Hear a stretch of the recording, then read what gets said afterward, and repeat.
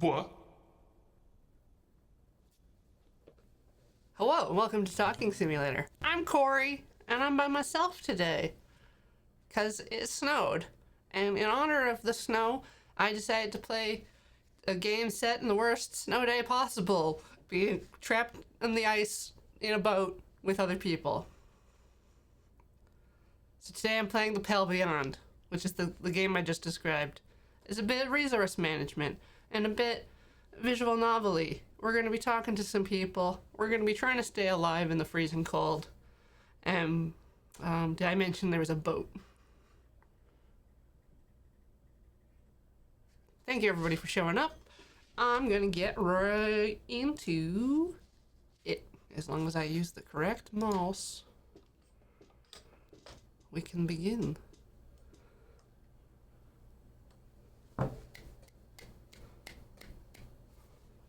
Made with Unity. I'm not joining their Discord.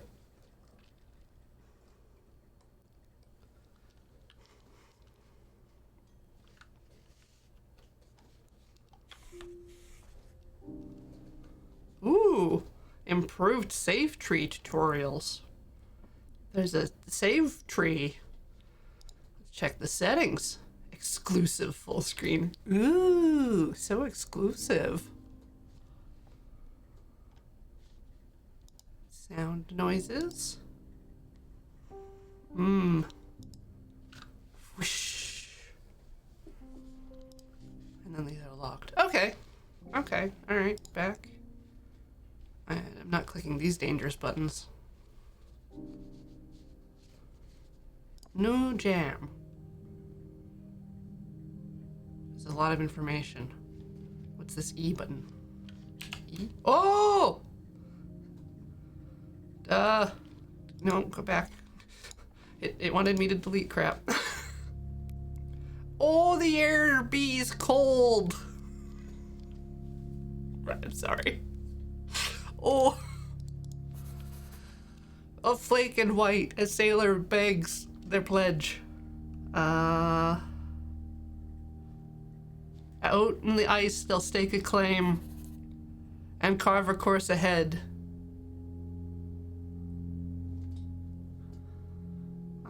Of glory found and forged in frost. To that their trade tale be spread. A hunger draws the desperate here. It's one that can't be fed. What will ye do when steel hearts break and courage does abscond? Oh god, I clicked without reading. I'll learn to live a life out here, out in the pale beyond. The boat's name is Temperance. That's a good name for a boat. Able-bodied crew wanted for dangerous expedition. Months of darkness, low wages, slim chance of safe return, glory to be had in the event of success. Ka-chunk. You are alone in the office. How does it know? The tea in your hand has long since gone cold. I'd rather coffee. Looking around the room, you can make out a collection of military books. On the desk is a ship in a bottle. A metronome ticks away steadily. It's insufferable. The constant chime begins to wear the patience. Stop its infernal ticking! You attempt to stop the ticking. The needle breaks off.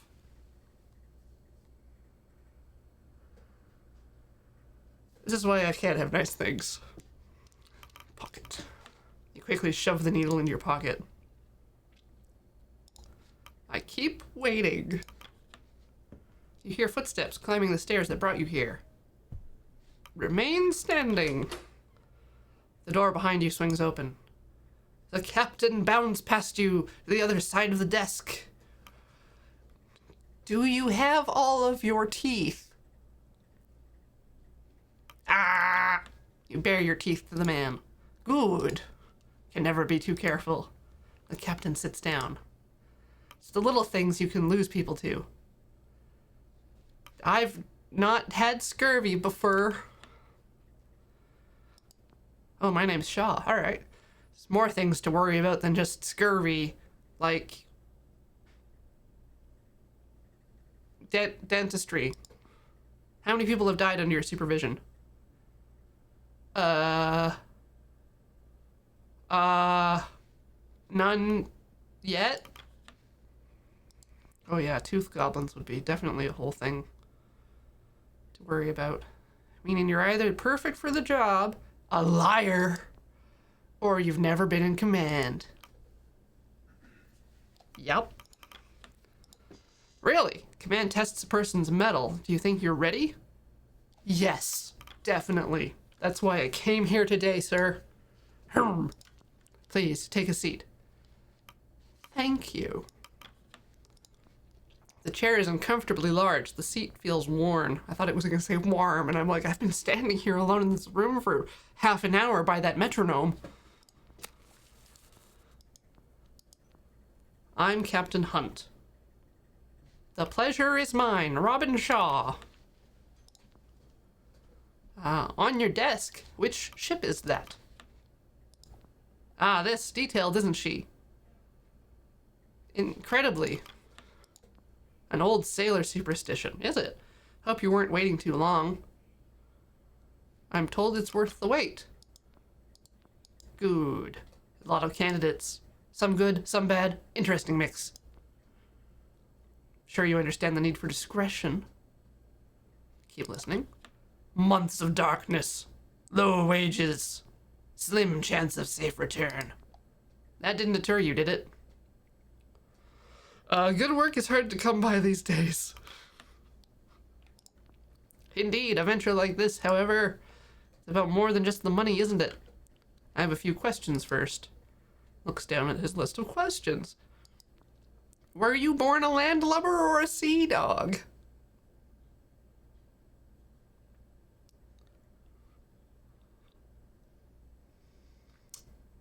Let's be landborn. I'm from the city, but made my way to sea eventually. Military experience. Criminal.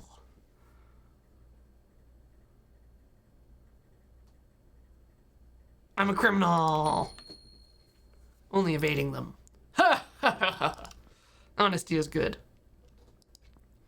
So you've skirted the law before then. Is this honest work? I just told you, honesty is good and this is good work. Have you ever fired a weapon? Nope. Have you ever killed a man, directly or otherwise? No. You're not married, are you? No. Better not have a death wish. One must believe they'll return to justify leaving in the first place. Any less, you're doing yourself a disservice. Continue. We're here to find the ship in that bottle. The Viscount. Heard of it?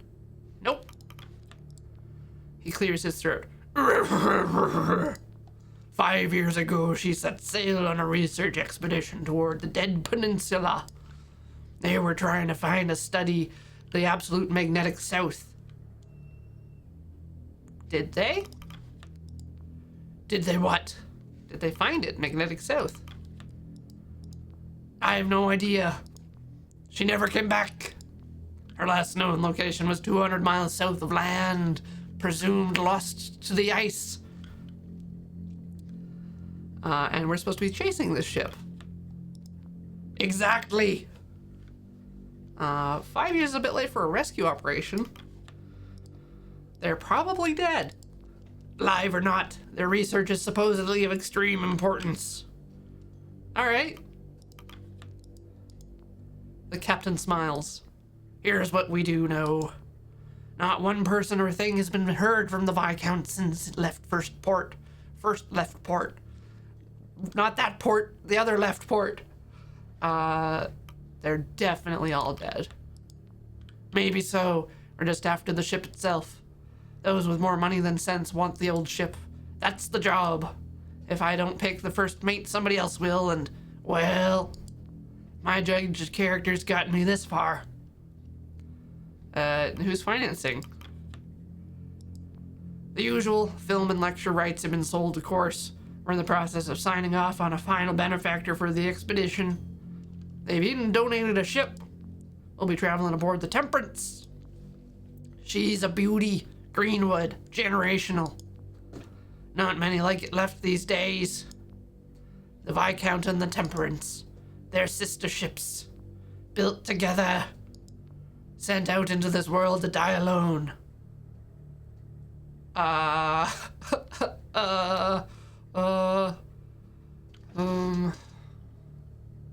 Whatever happened to the Titanic sister ship?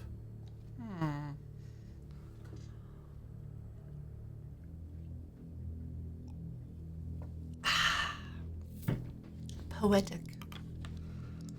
Indeed, I like to think one calls out for the other. The captain looks at the bottled ship. So, what do you think? I think I need the work. Well, the work needs you. The captain checks his watch. Anyway, I think I've heard enough. The captain stands up. We leave in a month. Welcome aboard, Shaw. Proverbially speaking. So I have the job? What do you think? I'll see you on the Temperance. Just a yes or no question, man. Do I have a job or not? I have a good feeling about you, Shaw. Feelings mutual. I broke your metronome earlier. Oh. Don't worry. This isn't my office. The captain makes his way to the door and you follow. Guess I just get to keep that, then. You arrive at the docks a month to the day. Before you lies a ship. The letters on its side read Temperance. Approach the Temperance. You walk the cobble to the boarding ramp. Beside it is a sharply dressed man overseeing the loading of cargo. He turns to you with a stern expression. You can feel his eyes assessing you. Good to see someone else with land legs. You must be Hunt's pick for first mate. He extends an arm. Richard Templeton, a pleasure. I shake his hand. You accept his offer of a handshake. It is a considered shake. I shall be operating as the chief science officer in this expedition. I'm also the incumbent representative of our benefactor. Do, however, consider myself and my team at you and the captain's disposal. What do you specialize in? Applied botany. I look forward to working together. I expect you to be up for the task. Some of the layabouts Hunt hired are questionable at best. No doubt I needn't inform you of your duties. You're second only to the Captain Hunt himself. Though I must warn you that you have quite the task ahead. The rabble I've spent the afternoons sorting out are the same that you'll have to whip into shape. Punctuality, schedule, a strict adherence to what we need if this expedition is to succeed. I expect you to be the organized sort. You would not have been assigned this role otherwise. Sea folk are known to be unruly. I'll do my best to keep them in line. Good to hear. Let me know when you're ready to depart. Make sure to savor these last moments on land. They'll be your last. The less valuable time we waste here, the better. I can look at stuff. I can go to the city. I can talk to young man! You there, boy! A young man stands at the ramp, steeling himself for the journey ahead. Hesitantly, he begins to drag his feet up the ramp onto the ship. Goodbye. Hunt's description of the ship was accurate. Near identical to the Viscount, barring the same some modern additions, like the big stack. Let's set sail.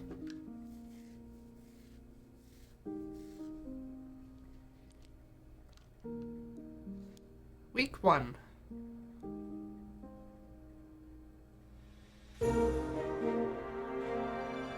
Aww.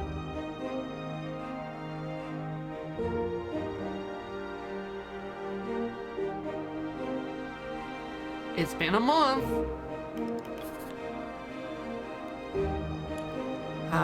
First Mate Shaw, personal log. It's been 1 month since I signed on, 1 week since we set sail aboard the Temperance. I'm told the waters will get warmer as we pass the hemisphere before they turn colder. Captain Hunt has mostly kept to his quarters so far. I'm not sure what to make of our leader. He's impulsive, His day-to-day decisions seem driven by instinct. It wouldn't surprise me if everybody was interviewed by with the same haste as I. I mustn't let my guard down. As for the rest of the crew, there are now 22 of us, including the captain. Our next port will be our last before we enter the ice, to pick up the remaining 4 members of the crew, the scouting team. Hunt is also keen to work out a deal on a pack of sledding dogs. The crew are a strange lot, eclectic as the ship itself. The Temperance. I've never been on a ship like this before. It's seaworthy! For sure it's floating. It's hard to imagine how many crews she's mothered before us. Mother? Boat is mother? Repurposed incessantly, the roaring machinery should see this old steward of the sea through the ice, and us with it. Who's paying? Can't help but wonder who's footing the bill for all this. Certainly not the captain. Such modifications to the ship mustn't come cheap. I should investigate further. Just for fun. A lot of time to kill. One of Hunt's sailors approaches. Captain wants you at the helm. Good, I want to see him. Herf!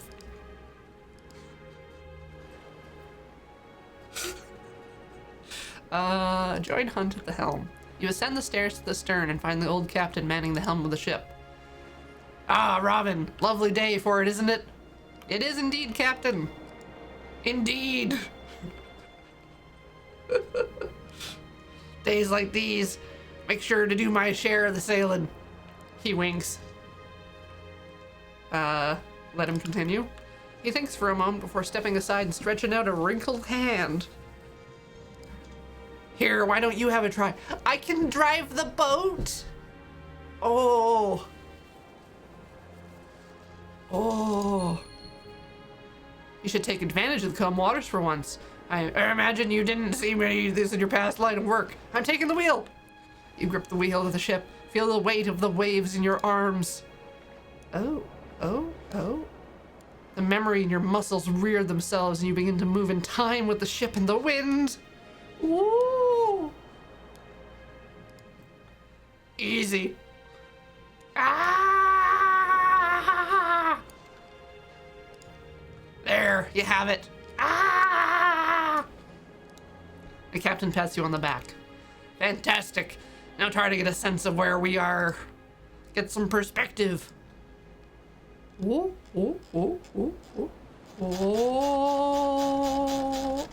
That's it. Panning and zooming speeds can be adjusted. He takes the wheel back from you. Think I'll drink the morning in a little longer. Would you mind preparing my quarters for the day's work? There's much to do. Captain's cabin. Look at his bathtub. A pristine furnished tub secured to the floor. Luxury to be had on the ice. Oh, luxury. A bathtub that's nailed to the floor. A painting. Classical painting depicting sailors doing battle with a kraken. Good thing to have on board. You're unsure if it's any historical significance, though you recognize the ship as the galleon of Captain Hamish. Hamish. On the desk, you may get a variety of papers, notes, and maps, as well as a sealed letter with a stamp you don't recognize. The desk itself is suspended with ropes to keep it safely in place. Hell yeah. Alright. Take requests. Oh. Take a seat at the end of the room. The captain joins you. Now let's run through our provisions before taking requests. To start, there's 23 souls signed to this expedition, including ourselves.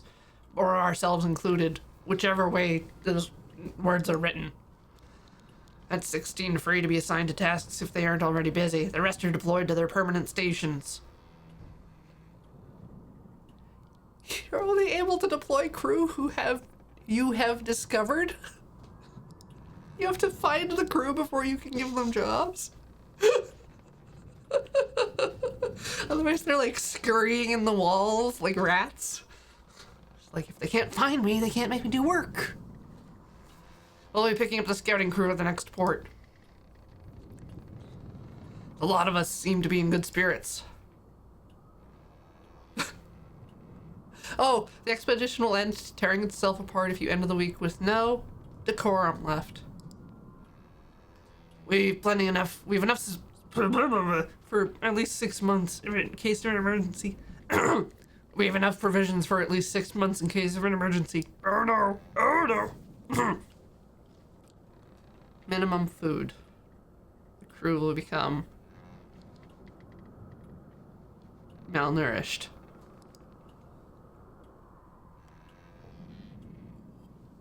Malnourished develops to scurvy, a severe status effect that prevents crew from working. More than enough fuel? Colder temperatures will increase the minimum fuel required at the end of the week. If you cannot afford the minimum fuel, crew will become freezing. Freezing will develop into frostbite. It can kill people. The sledding dogs. Well, they're still a matter of negotiation. Dogs will be needed to send sledding teams out to gather resources on the ice. Sending hunts out further requires a great number of dog. They will rest and become available between the weeks. Now, on to work. What? Hello? Corvid. A sailor enters. We found a stowaway in the lower hold. Bring them in. Another sailor enters, leading a young man by their side. You know, you're not the first stowaway I've had. The captain studies them further. You know where we're heading, don't you? I do, sir. The ice. Did you know that before you climbed inside that crate? I did, sir. Har! How old are you? You're hardly a useful pair of hands. Not true, I can pull my weight, sir. Do you know your jaboon from your bowsprit? I do. Learned it all from my dad. Your dad? He's Ward's son. Followed him on board back in the city. What should we do with him, Captain? Well, Shaw. Hunt eyes you up. Your first mate, what should we do? Keep them on board, I guess. They know what a jaboon is, and I don't. Hunt squints. Why?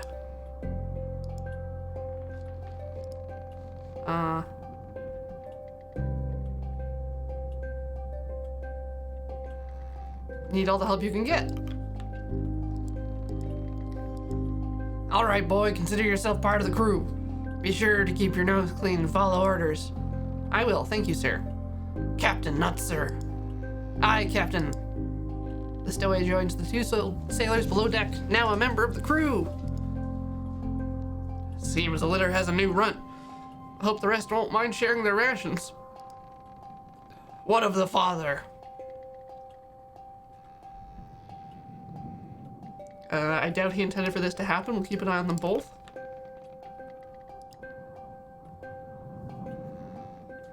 Suppose you're right. Well, that's a matter sorted. Ooh, oh, doggo? Have you agreed upon my conditions? To the point, eh? Shaw, this is Lady Cordell. Cordell here is to provide us with the kennel of hounds for the sleds. And our agreement was she would train them up until we part ways at the nearest island, but... You neglected to inform me you were bringing my dogs through the Pale Passage? I had no intention of sending the pack to its death? You seem to have good faith in this expedition. It's one thing to ask for my whole kennel, it's another to drag them onto the ice to chase a myth. Never before has a buyer been so dishonest. Never before has a seller had made such strong demands. What are the demands? She demands we allow her to come along on the expedition. As a member of the crew. None of this ship have the experience and familiarity with these dogs that I possess. If you're taking them to such a brutal location, they will need me to guide them if they have any chance of survival. The humans on board too, of course. Of course. You can see my dilemma, Shaw. We've just accepted a stowaway. Bringing on another member of the crew is a risk. My hands may be tied. Your thoughts? If you're so adamant, we accept your offer. More the merrier! You can't decide that yourself, Shaw. You weren't the captain. But you just asked. You're right. I doubt Lady Cordell is likely to give up on her demands. He turns to her. This deal is already to your benefit. Do you have any on board with extensive training in the management and ruling of dogs? Your sleds are useless if you can't control the dogs sufficiently enough to haul them. And I would like to ensure my dogs are treated properly. I hope you're as experienced as you claim. Trust me, I am. I'll have a room prepared for you below deck. No need. Find me in the forecastle with the dogs. She leaves. Hope I'm not making mistakes, Shaw. Finish requests. That's settled. One more errand for you. Could you grab the Stoke brothers and order them to meet me up deck after dinner? Hefty lads, red hair. Couldn't mistake them for another. Do you require me for this meeting? No, this isn't a matter the first officer needs to concern themselves with. They'll be down on the middle deck.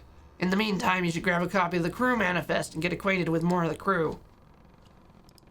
Leaving. Join the figure balancing on the mast. Who's this on the mast?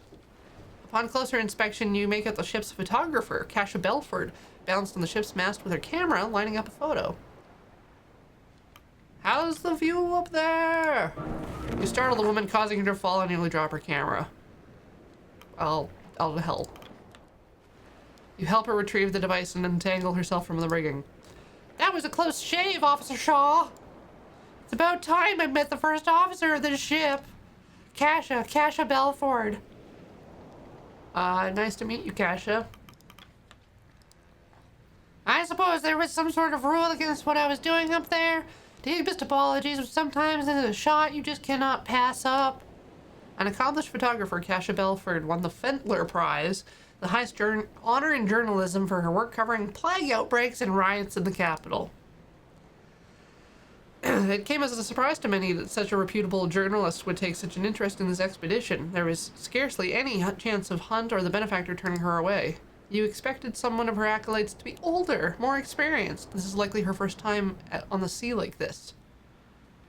Her accomplishments surely outweigh her youth? Inexperience is a matter of interest, but her accolades speak for themselves. The cold game. Picture that as a header. Alright. For the piece on this voyage, I'm trying to come up with a snappy name. Nobody will read it if the title sounds like the work of an amateur. I'm not the creative type. I'm sure you know better. Kasha tilts her head and grits her teeth, holding an inner debate with herself. Maybe not. How about Hunt's Incredible Voyage? Too fantastical? I suppose I'll find the right name when the time comes.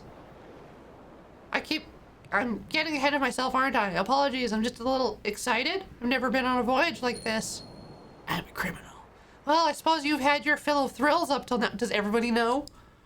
At least this thrill is within the law. Everybody knows. You know who I am? Of course. I thoroughly researched the crew of the Temperance. May seem somewhat excessive, but I feel it's necessary for proper chronicling. That and plenty of pictures. Don't worry, Shaw. You don't have a reputation that sets you apart from the rest. A celebrity like Kurt Darling's presence will dwarf any rumors that could form around you. That reminds me, he'll be joining us in the next port. I should get his picture at some point. Kasha holds up her camera with a sense of pride before holding it up to her face. Stand still, Shaw.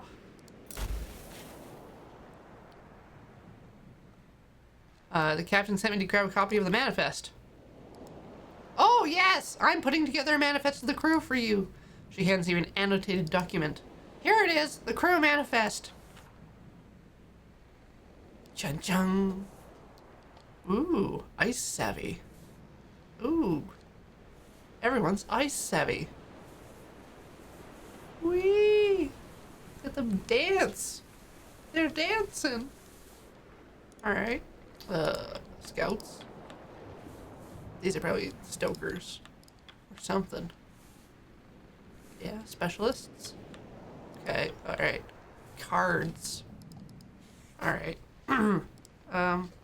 It's a work in progress. The scout team are to join us at the next port, and the captain's forbidden me from the boiler room. If you could ask the others to get their portraits taken, I'd be very grateful. Don't want to leave anyone out.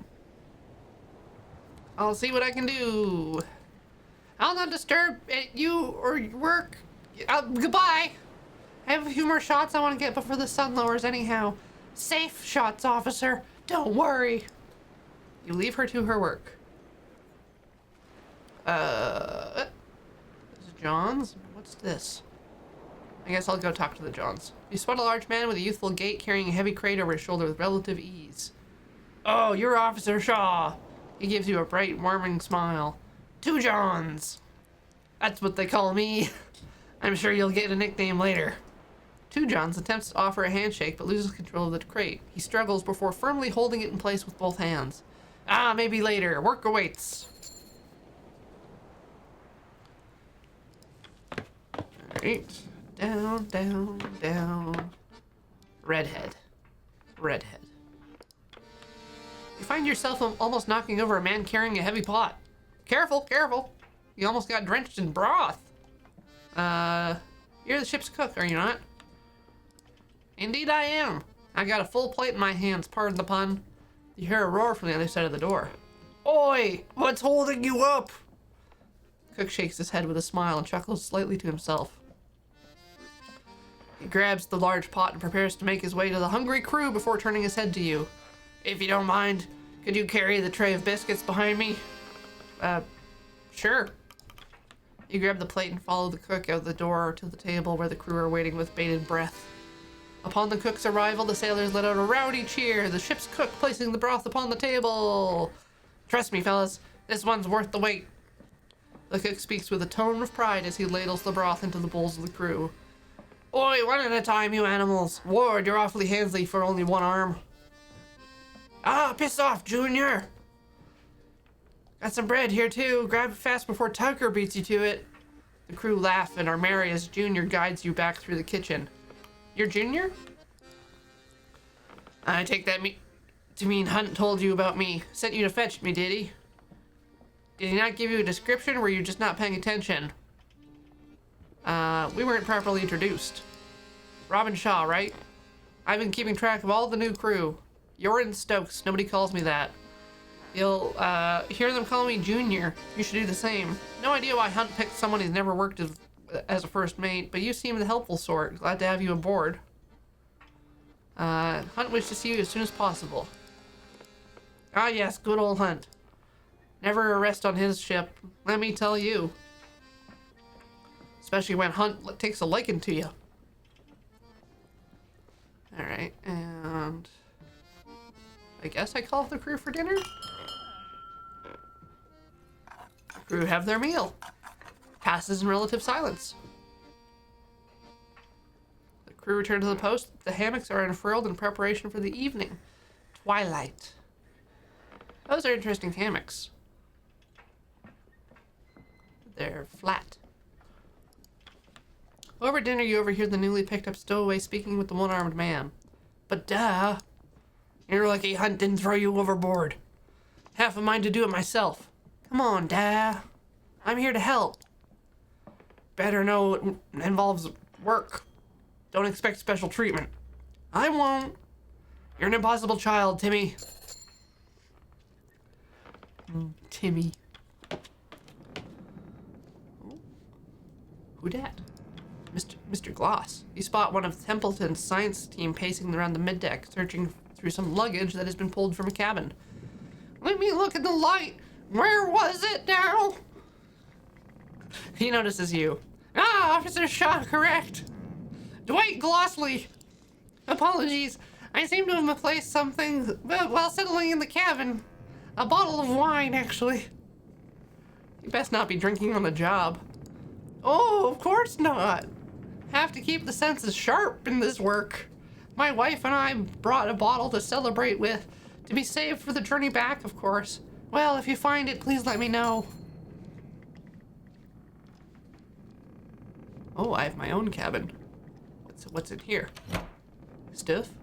I can write in my journal? Okay. So moving between locations doesn't take time, but scenes all take time.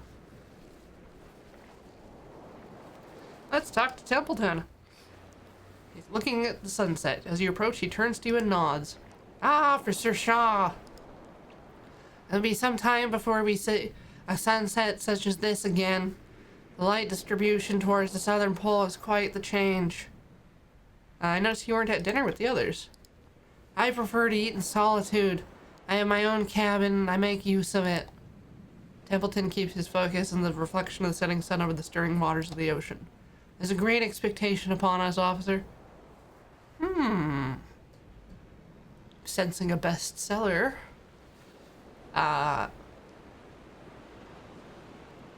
Do you think Captain Hunt's up to the task? I admit I do not know. That man is a mystery to me. You, however, you seem likely to steer him right. That I can trust.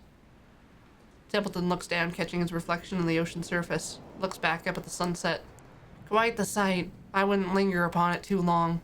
We should retire for the evening. It's important the first officer be well rested. Press E to advance to the next week. Can I get that button in real life? Come on. Whoa!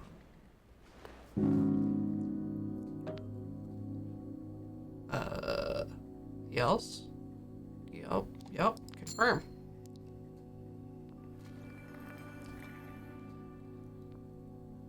Woo! The days are getting brighter as you move further south.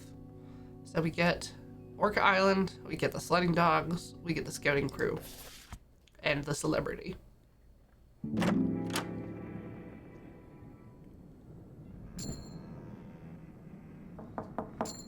There's a rap on your cabin door. Who goes there? Time you come in. The door swings open to reveal Kurt Darling, all but filling its frame, grinning ear to ear. There you are, Officer Shaw. The ship's navigator is a difficult man to miss. Stature and reputation precede him. Adorned with a slew of apparatus, the seemingly one-man expedition would be known to anyone following the heyday of exploration and the merchandising that followed. It's an honor. Really, a wealth of invaluable experience in such a hostile environment. I wonder he's not been swept up to some other post. Hiding away from the rest of us, are you? No, busy, though. Of course. The role of first mate must surely take up a great deal of your time. Apologies for not stopping by sooner, Shaw. I've been busy myself. Took a while to set up my team, and a great deal of crew are quite eager to meet me. That's right, you're something of a celebrity, aren't you?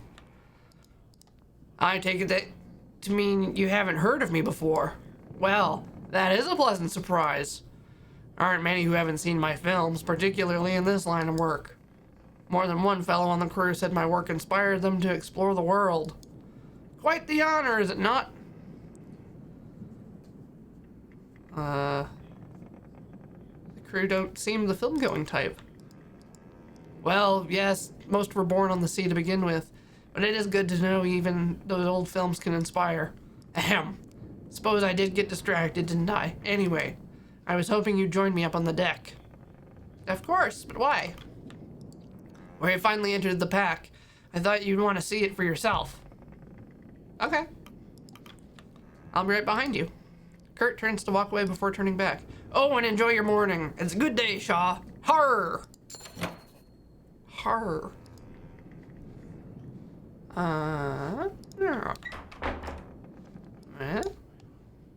Who dis? Ah, Mrs. Gloss. You note one of the science team returning to their room. Ah, Mrs. Gloss. Did you have a good rest? She nods to you. Ah, hello. I did not expect the many to be up this early. Harriet Glossley. I believe I've met your husband. Ah, yes. Dwight made mention of your encounter. He's still fast asleep. He suggested the ship well. Somehow you spent an entire week on the vessel without meeting any other new people. I believe a walk around the ship would help acclimate myself to the waves. Perhaps it will take some more time. With that, Mrs. Gloss makes her way back to her cabin. The science team aren't used to the sea, or the sailor folk. Quite the culture clash, isn't it? Well, I'm sure they'll grow used to them over time. Harr!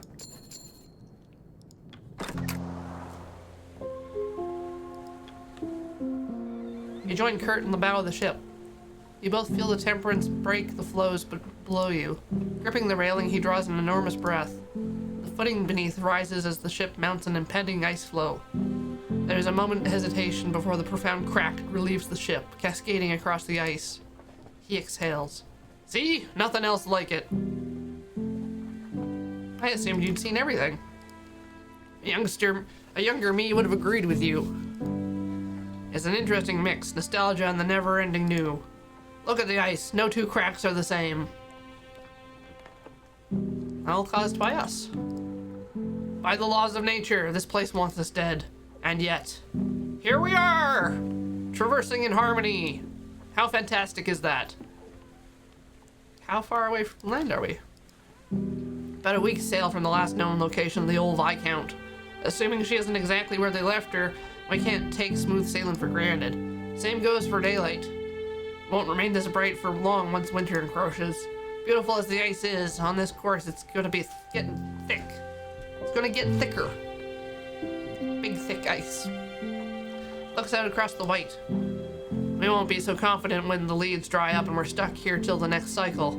We need to change course. Avoid the pack. Have you informed Captain Hunt? He won't listen to me. I've been dulled by retirement. I've probably seen more ice than he has whiskey.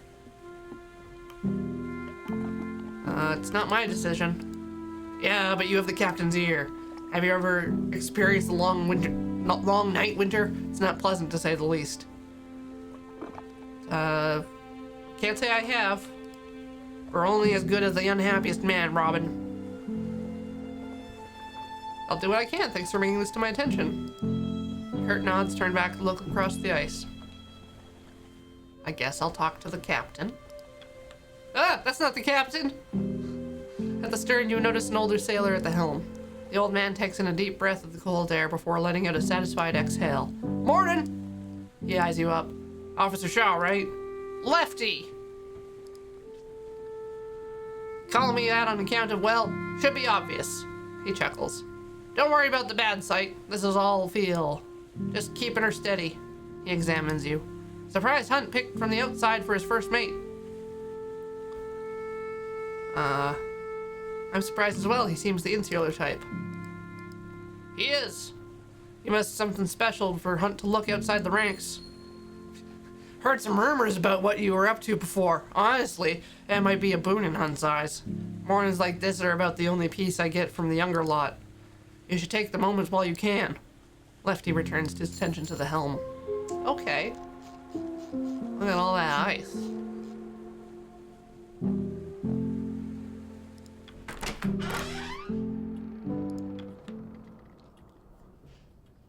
Ah, Shaw. Ready for another day of work? Did you hear Kurt's advice? He wants us to switch course. He had a few words to share. He may have been an expert in his time, but these days Kurt is one with more money than sense. Anyway, back to work. Work, work, work. I was hoping you'd help me work through a few more requests from the crew. You may have noticed the line pooling up outside. Everyone wants something, it seems. Call them in. As you please. Okay, Ham Man. A short, sour-faced man in engineer clothing approaches. Are ye acting daft, Hunt? Not with intention. Not bloody surprised you didn't notice. Shaw, this is our chief engineer, Clive Hammond. An opinionated one.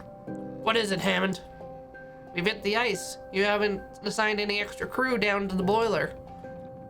You have your engineering team. We've only got 6 arms between us. Need more manpower maintaining this. Sailors. Many of the crew have their own tasks they're busy with. I know I've already assigned Smurf on a matter. The captain turns to you. How many do you think is fair? 1, 3, more. Open the crew manifest to choose how many sailors. Ooh. Alright. Yeah, let's get 2 Johns. Get the baby down there. Joe. And Runstead. There we go. Kujan's runt's dad, Joe. You're giving me Ward? Ward with one bloody arm? Yes. Young runt could use someone to teach him on the job. Who better than his father? Don't make me started on handing over the bloody stowaway. Would you rather none? The engineer holds his tongue. Fine. You can tell me how right I was when we're buried under the ice. He leaves. Good spirit, that one, beneath the oil and the temper. You won't be seeing much of him, though. Prefers to burrow himself in the boiler room. Cal Shaw? Captain Shaw? A thought occurred to me the other day while looking through the crew manifest, and, well, it might be too late for this now. We've already entered the ice. Out with it. I thought it'd be good to have an individual photo of the full crew. For your report. Not only my report, it would be good reference for the manifest. Put faces to the names. Much of this crew have served me for the years. Some decades. I have little problem putting faces to the names. Your thoughts, Shaw? It's a bit late, but it's now or never. May as well get it over with. Aye, a good point. Maybe you could sound a little more enthused. Well, Belford, I see no problem here. I'll arrange for the picture to be taken before the crew have their dinner. Thank you, Captain Shaw. And Shaw. In the meantime, I'll attempt to get as many individual crew photos as I can. You're still welcome to help on the matter, Officer Shaw. And Corvid. Corbin enters the office. Hunt, you asked for the report about how the stowaway was doing. I wanted to see if the young boy has been settling in well. He has indeed. Means another mouth to feed, but the boy works hard and doesn't ask much. He has his dad to guide him as well. I'm sure the boy's father is ecstatic. What do you mean that's not a Corvid? It says Corvid right on the label. Caca. Well, what do you know, Shaw? Perhaps we were right to keep the boy aboard. All right. That's it. Good to have all that settled then. Perhaps we shouldn't rule out old Kurt so easily. If the man thinks there should be an alternate path through the ice, he's free to search for it. Shaw, meet with him when you have time. Changing course or not, we'll want one of his scouts set up in the crow's nest. Take care of that, then you'll be done for the day. Alright. Crow Nesty. While examining the rigging of the ship, your eye notices a figure darting by, climbing on the ropes with ease. The figure lands on their feet before dusting themselves off. Their outfit denotes one of Kurt's scouting crew. Acrobatic scout. Ah, no problems. She looks at you. And you are? Officer Shaw, yourself? Flick, I'm one of Kurt's crew. Don't worry about my safety. I know what I'm doing, trust me. Kurt doesn't just hire anyone. Well, he didn't hire me for no reason. Got the medals in gymnastics if you're worried about my credentials. Flick jumps up and returns to scaling the rigging of the ship. And... send me up there, I'll get your reading. The scientist eyes the man's cane and turns to you. I believe the navigator means to send one of his scouts. The navigator clears his throat and taps his cane. Of course, ahem. If you find one of mine, they'll get a reading. Right, yep, let's do it. Okay, look up here. Flick. Get it. They ascend to the nest and take the reading with the sextant. All clear from up top. Ooh. Ooh. Orca Island. Last port you made when you picked up Kurt and the scouting team. Last known location of the Viscount, your destination. No, back up. Can I not talk to people? Ah, sick young man. Ah! You spot a youthful-looking man leaning over the side of the ship, his head slumped as he looks into the icy pool below. It appears he's been visited by a spot of seasickness. Pat him on the back. You make your way to the man, reach out your arm to pat the sickly fellow on the back. As soon as your hand reaches him, he jolts upright in shock. A bespectacled young man shaking with unease. He stares at you for a brief moment, a look of shame plastered upon his face. Sorry? I haven't seen you around. Who are you? Ah, I'm very sorry. Arthur turns around and hurriedly runs in the opposite direction, avoiding your gaze. His name is Arthur Nutley.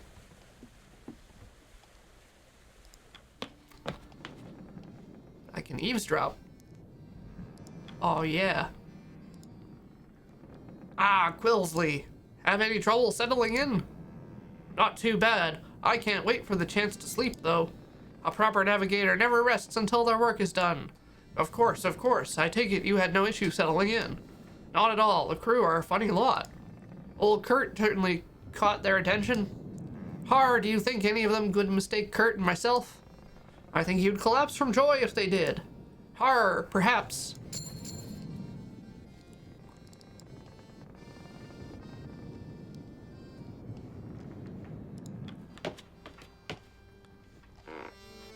Ha. The accordion man spots you and ceases his playing. Need something? You're Grimley? The man grunts. Aye.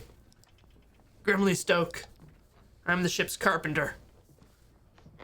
Then you're Junior's brother. Junior? Oh, you're Shaw. Junior mentioned you. I was just speaking to him too. I'm sure he talked your ear off.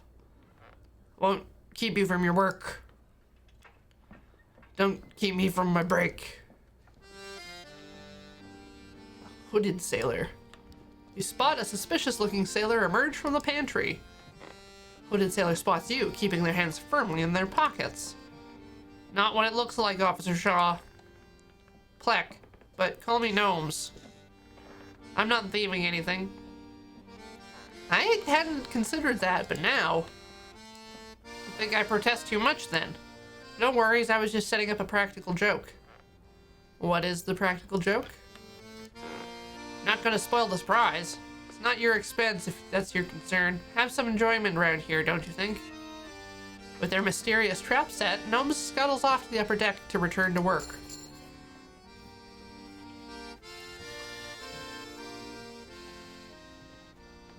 Ooh, I can go to the pantry too.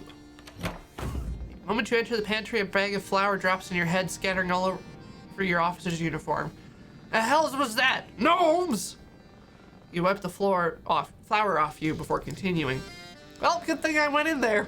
Immediately after I knew it was booby-trapped.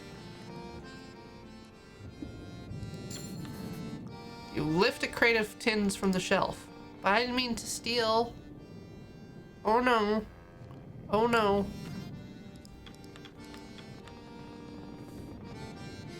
You can burn it? Interesting.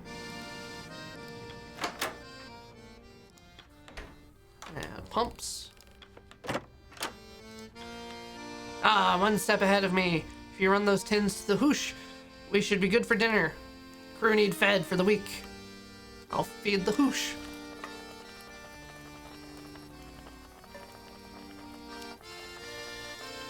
That's it. That's the hoosh. I'm feeding it.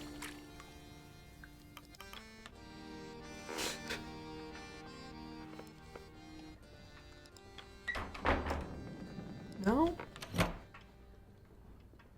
Why does it want me to get in there? There's nothing in there. This is a good time for a break. So, get up, stretch. Get water. Get hoosh. Make sure that you're not about to get stuck in an ice floe. Just, you know, check. Do some reconnoitering. Scout. Be right back.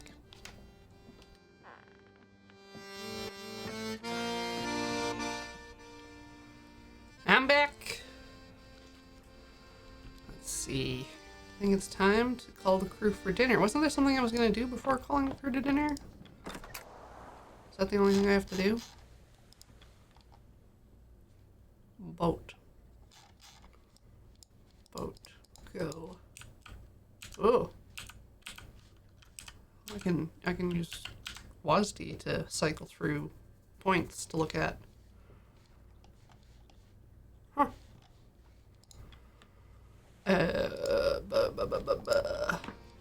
Soup's on.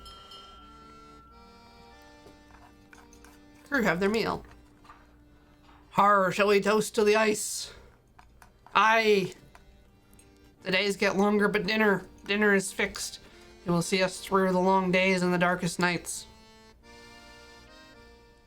The crew return to their posts. The hammocks are unfurled. I like how the hammocks is capitalized. You can't help but notice that it's still bright light outside. Eavesdropping. You notice 2 sailors passing by from the dinner table. An inebriated sailor on wobbling legs leaning on the shoulder of another. Ah, good times, good times. Need to learn to handle your drink, Tucker. Ah, but I'm fine. My mates can carry me, eh, Cavity? They can also drop you. Have 2 Johns carry you next time. Are you asleep? Shit.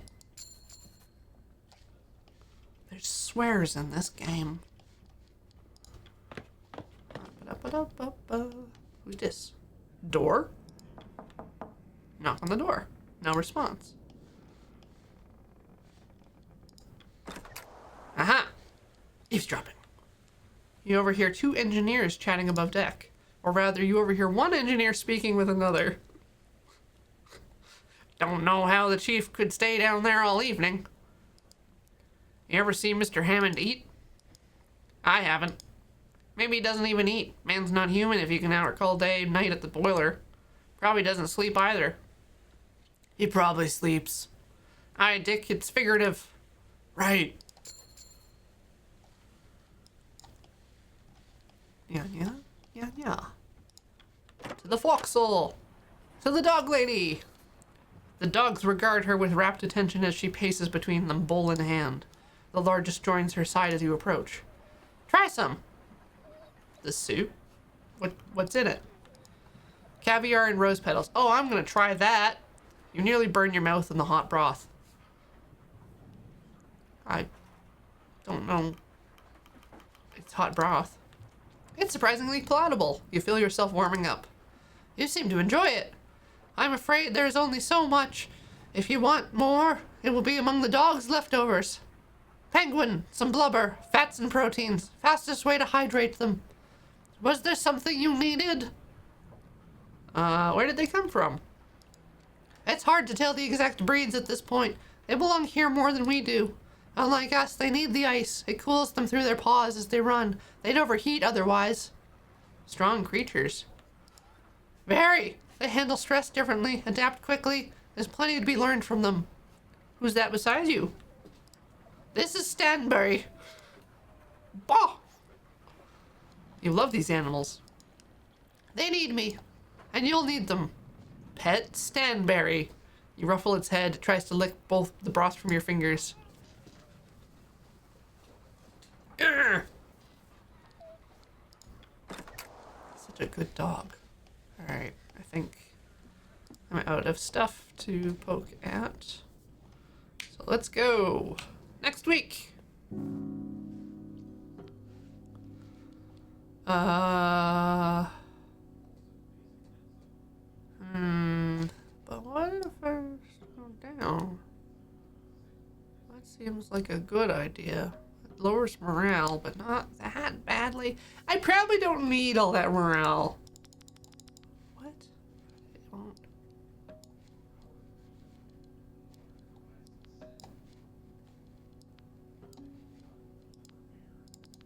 It's not. Why? Oh, is it trying to subtract too much from the fuel? Right, because I only have 50. Another week passes. The days grow brighter.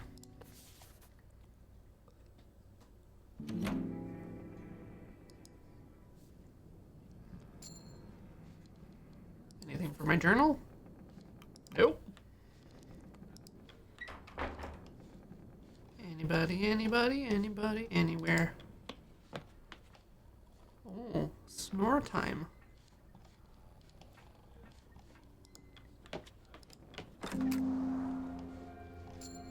Yep.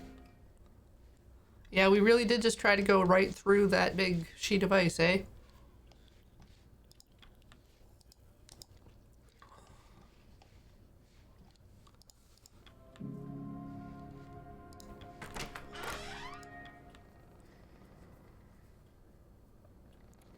Captain Hunt appears to be absent. His chair is occupied.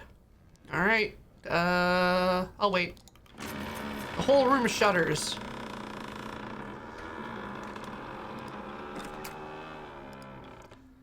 What in the... Well, I was worried about this. Look at that ice. We could be trapped for a while. Strong pressures, as if we didn't have enough bother. Well, no need mucking around. Let's get to work. Where's Hunt? I'll grab him. I'm sure he felt it too. Shaw, check the boiler room.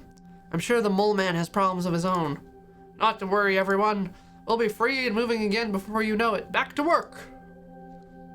Down to the boiler room. Sup, boiler. Grimley's here. Want to talk to Hammond. If I've made any errors, blah, blah, blah. I tell you. Secured, just don't worry. They notice you. I'm sure you're aware of the situation. What's happening? I'm ensuring the boiler was not damaged in the sudden commotion. And I told you if it was, you'd already know. I'm not in the business of making mistakes. I know that the furnace goes, we go down with it. Yes, but you're only one man. Just a pair of engineers as assistants. Just looking at the number of valves, this seems far too much for you to handle. Maybe your bloody benefactor should have considered that. I've gotten used to it by now. It will hold, trust me. I will, well, I will have to, won't I? I don't fancy staying on this ship any longer than necessary. It's imperative we break free of the ice as quickly as possible. Hammond eyes you, a grimace on his face. First mate's here. Where's the one who got us into this bloody mess? I was hoping that Templeton knew. I was informed by one of the Stokes that I just missed him, but I have a suspicion as to where he may be now. We're on a ship, an unmoving one at that. The man cannot simply disappear. If he's anywhere, he must be in his cabin. When you find that man, give him an earful on my behalf. Can't do it myself, too busy keeping us alive. Templeton gives a nod. I believe you and I both owe our good captain a visit, Shaw. We should call the crew for dinner first. Routine is important, especially now. Not before we fed the furnace. Mind grabbing some coal from the bunker, Shaw? Or are you afraid of dirty hands like Mr. Templeton here? Ooh. How do I feed the furnace? I don't. I have to go get resources. Ka-chunk. Coal bunker. Scoop with my hands.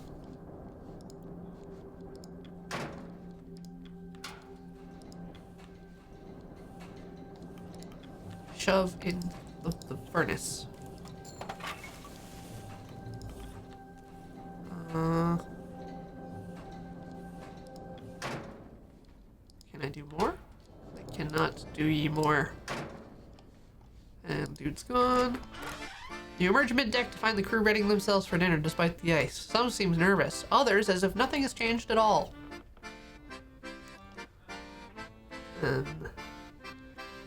Pantry.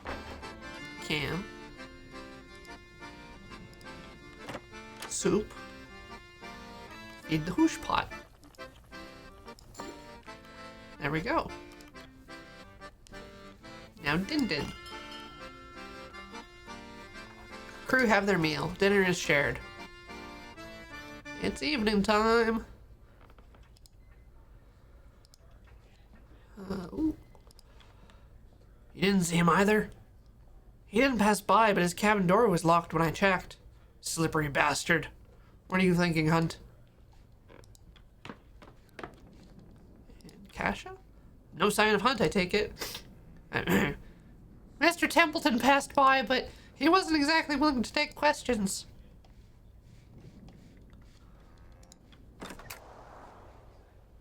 Kurt. Keep it up, lads. We'll set ourselves right in no time. Ah, Shaw! I just saw Templeton entering the captain's cabin. Seems Hunt holed himself up inside.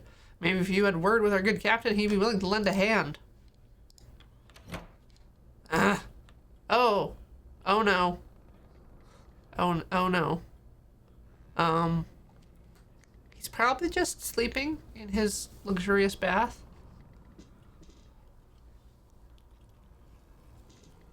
Right? People do that.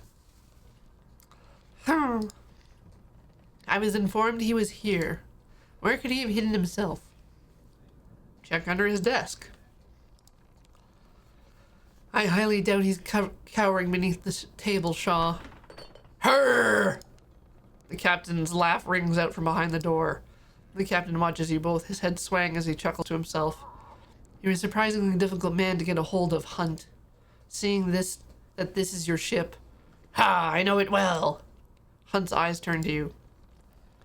I believe you two are already acquainted. How long have you been drinking?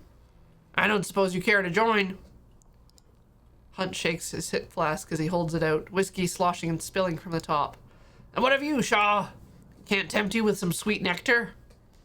Sure. He hands you the flask. What shall we toast to? The safe passage there and back again. I'll drink to that. Don't humor this, Shaw. The liquid warms you, spreading to your fingertips. You hand back the flask. You intend to offer drinks at a time like this? This ship, your ship, is trapped in the ice. It's my ship now, is it? What do you expect me to do? Get the shovels out?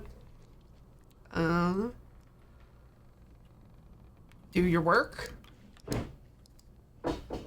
Carrying my load is your job. That's what you signed up for, isn't it? Mr. Hunt. Captain. If you are not fit to stand, you should retire for the night. Shaw will stand in your stead and we can continue in the morning. And abandon my duty? No captain would do that no captain who would do that is a fit captain, wouldn't you agree? Well, not you, Shaw, isn't it right?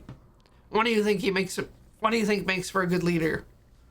The difficult choices. Do you think you could live with yourself? They all act like the choice is the different part. The choice is easy, Shaw. Instinctual. It's not being able to sleep after. That's what they never prepare you for. But I'm serious, Shaw. To you, what makes a good leader? We don't have time for... In a word, then. What makes a leader? Willpower? Willpower. Explain. Never give up. Never surrender. If your crew submits before you do, I don't think they'd appreciate being pushed forward in a hopeless situation. You can look to someone always pressing on against all odds and call that bravery. Others call it fatal stubbornness. If one's to die, they prefer to do it with their boots off, lying in bed with a full belly. Would a good leader deny them that? Speaking in platitudes will do you no good. Good leader is something more than a single rule you were told to follow. When you see one, you just know. You've wasted enough time. You've wasted enough time pining philosophical. Oh, my apologies.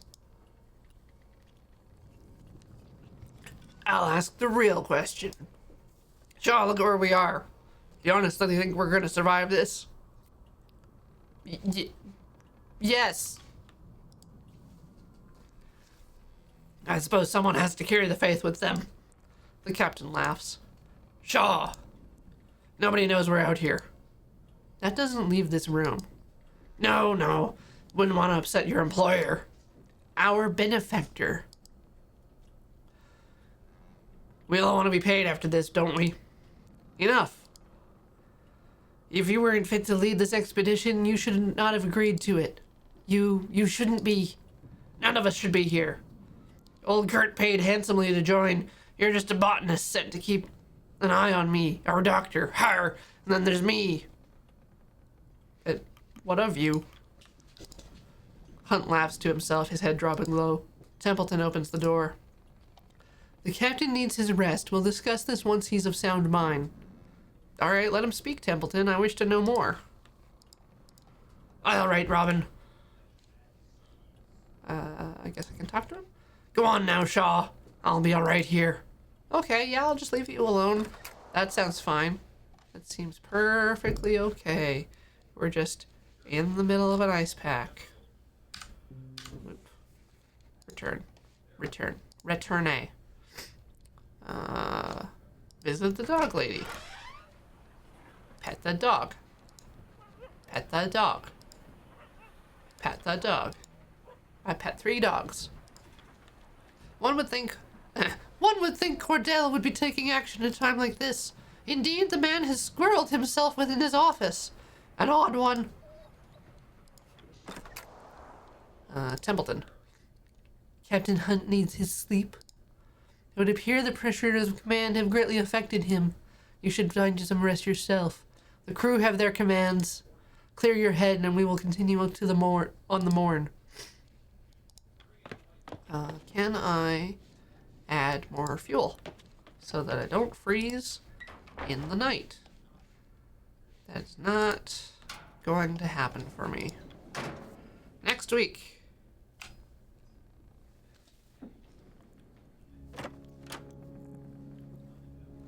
You awake to the room awash with green. Minus 15 available crew.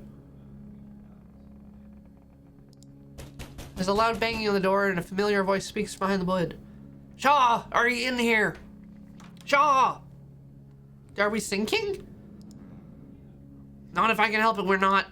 The boiler's in serious trouble. Pump needs manned and we need to stop the whole system overheating. I don't need to tell you, if the furnace goes, we go. We don't have a moment to spare.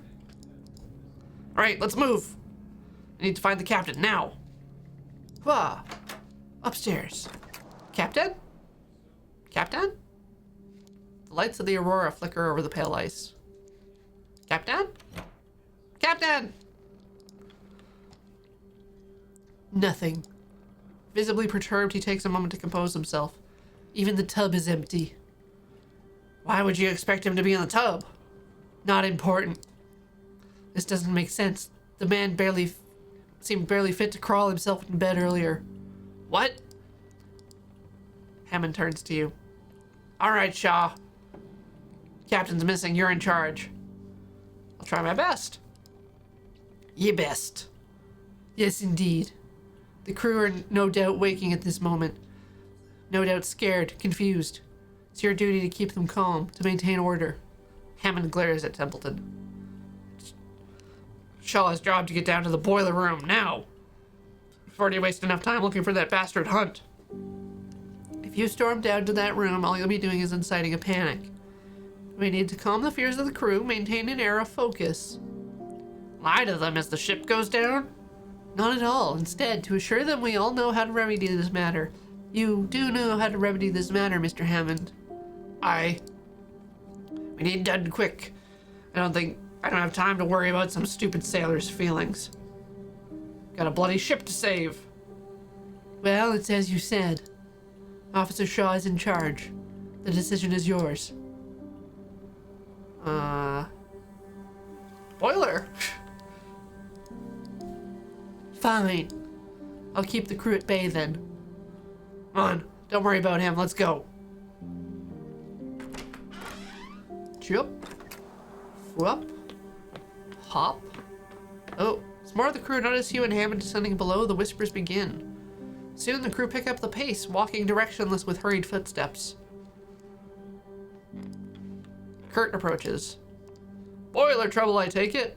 I'll lend a hand. Not when you're walking with that cane, you're not. I have enough strength to. Go tell the crew to hit the lower decks, as many as possible. Let's go, Shaw. It's time to save this blasted ship. Ka-chunk. You descend the ladder. Ahead you can see the brothers trying to open the door to the hold. Trying to get in? Same. Door stuck. Pull harder, you bastards! We need to get in there. We need to keep the furnace alight. The metal door unsticks. Grimly looks at you before darting off into the dark. Where's that bloody idiot riding off to? To sound the alarm! Bloody hells! Let's get moving. As you enter, Hammond's engineering team are hard at work. The larger of the two engineers loses grip of their valve as steam begins to shoot out, causing Hammond to dash forward. Watch out! Hammond tackles the engineer to the ground, saving him from a nasty steam burn. Made it just in time. What's the word, Chief? Keep those valves pumping. We need to avoid a water hammer, or we won't be making it off the ship. Shaw! The rest of the crew aren't here. Grab a valve and start turning. Hwa-cha! You grab a valve and begin turning, trying all you can to keep the water at bay. Pump! You feel the ache in your muscles as you continue to push the valve, keeping the pressure at bay.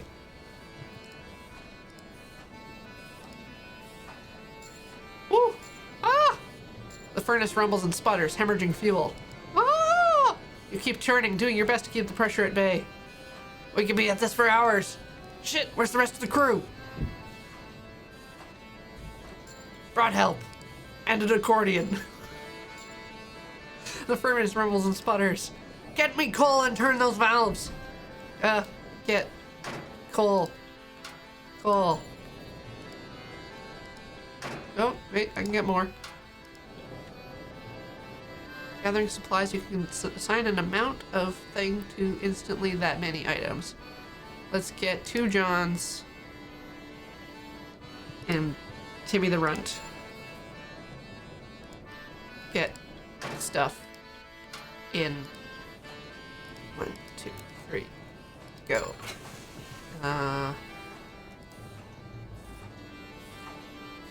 This valve. I don't have resource cards. Okay. Do I need... What resource do I need for this? Do I need more coal? Ah, I can't! Ah! Stuck? Confirm? No? Nothing? What do I need? Well, let's just, yeah, okay. I think I might be stuck. You can click the crook.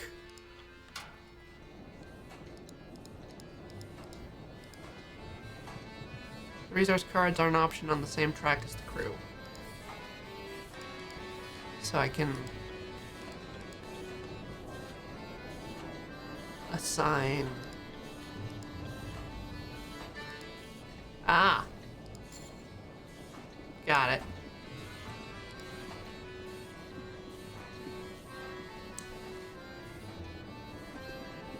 Cavity. With enough hands working on the boiler, you begin to fight back the potential water hammer. Someone's gonna have to hold the furnace in place. Well, Sheridan. Tashi approaches the furnace. The room shakes. Water hammer! A jet of steam paints Sheridan. It subsides as they writhe in agony.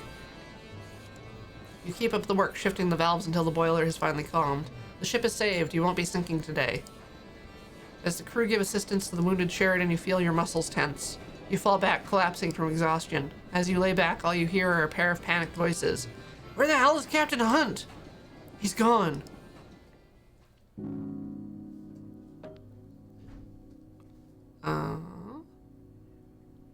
So I can afford to do this so that morale doesn't drop. I'll do this. Temperance is safe from sinking. The Aurora passes, leaving only the bright light and white.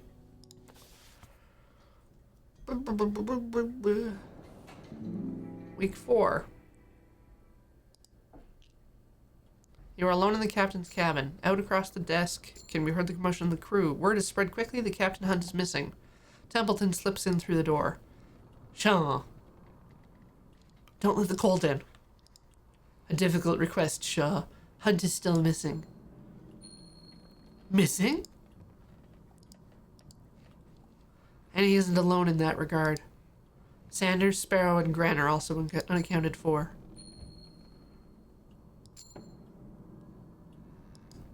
Huh. Huh? As is a sizable food and fuel supply, one of the larger lifeboats. Shaw, you and I are not naive. It seems quite clear what has happened. How's the rest of the crew? They're confused, scared. The former captain is no longer with us. You understand what that means, Shaw. That would be Captain Shaw, I take it. Not quite yet. A new captain must be selected by the crew. As first mate, you have the most clear argument to take that role. I would have expected the role to be inherited. Not quite. They will hold a vote as soon as possible. The carpenter grimly. He's still loyal to Hunt. Many of the sailors will follow his vote, if not all. Though I can assure you, you have the vote of myself and my scientists. Kurt and his crew are like to support you as well. I'm unsure where the engineers will side. They're likely loyal to their pay. Sheridan is still recovering from their steam burns, which may end up working in our favor. And the civilians are a mystery. But I believe when all is said and done, you will just about make the vote.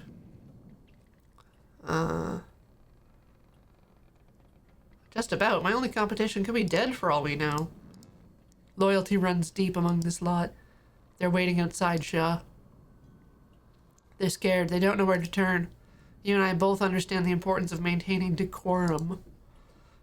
Though times seem dire, remember, there is a rescue ship on its way. Is there? I thought no one knew where we were. Even if the Temperance falls, we still have a potential escape. 35 weeks. The ship will arrive at Viscount Island in 35 weeks from now. We should focus on surviving that long. How can we be certain the rescue ship will come? I can assure it. Our benefactor will ensure it. Another 35 weeks, Captain. Keep it in mind. Here, you should have this. Templeton presents you with a fancy-looking hat. Hunt's hat. He left it behind in his cabin. That tells us what we need, doesn't it? Ooh, hat! The commotion outside grows. I choose to willfully observe reality. I suggest you do the same, Captain. The scientist refrains for a moment. What is it? I think it's best we declare that the captain and the missing crew are dead. There's no need for us to complicate things any further. I won't lie to them, Templeton. Leaders lie. Get used to it. The crew are waiting for you on deck. Free hat. Free hat. I've got a hat. And a bathtub. There's still drops of whiskey. Frozen. Frozen whiskey.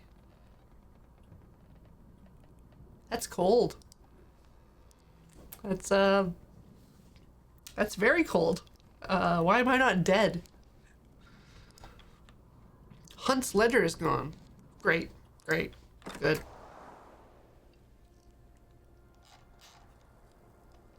All right, let's get this hat party started. The hushed voices become more distinct as you make your way back out into the open air. You notice the absence of Sheridan. The crew members notice you and stop. Their attention ripples across the deck. Attention! It should be clear by now that Captain Hunt is no longer serving his post. As such, we should vote in the new captain. I nominate Officer Shaw for the role of the clear choice as first mate. What of Hunt? I did not see him among us, do you? Don't see a body either. He's still out there. We don't know what happened. Something we can discover. For now, someone has to take the reins of command. All in favor of Officer Shaw? Oh no, I get to watch them vote live. Yes, yes. Good job, science. Hey, thanks, Nut. Alright. Oh. Oh, this is close. Come on, Junior. No, Junior! What? Aww. Photographer!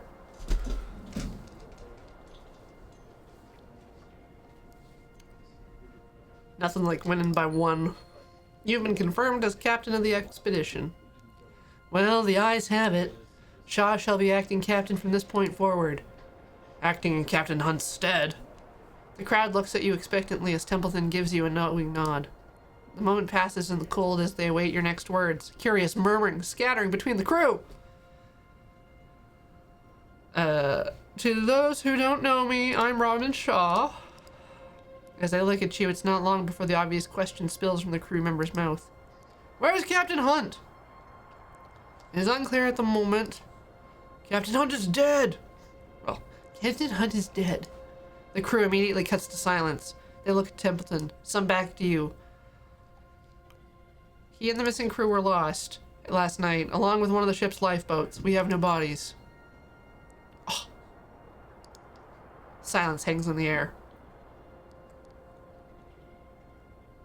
As long as we keep our wits, there's no reason we can't survive this. Crowd begins to bubble up once more, with more and more questions coming to the surface. Members of the crew start speaking out one by one, with questions thrown your way in quick succession. How are we supposed to survive out here?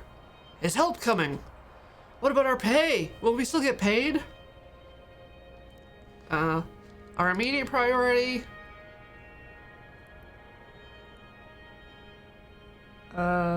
is... food. Current supplies will only last us so far trapped in the ice. Ask for reports. I'd like the head of each station to report to me going forward. You all know where to find me. What of those lost, Captain?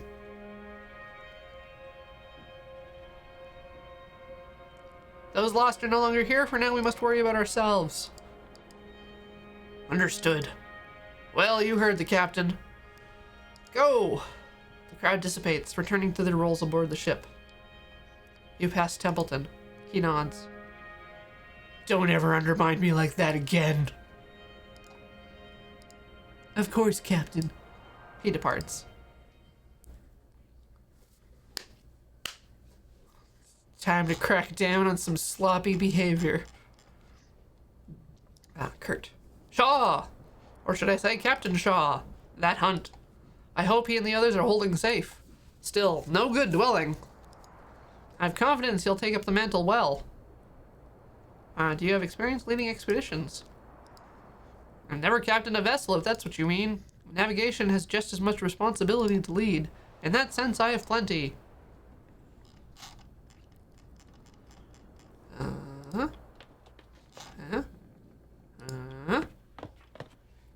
Okay. Put the soup in the pot. Soup pot. Soup pot. I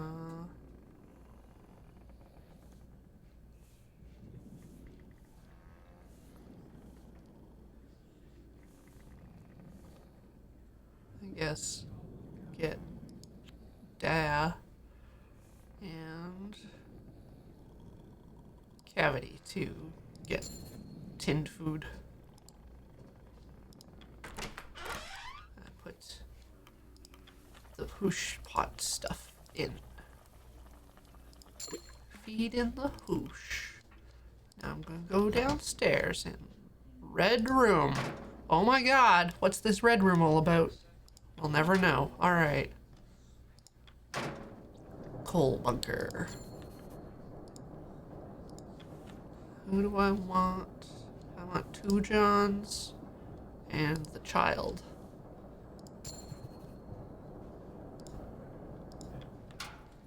That should, I think, help.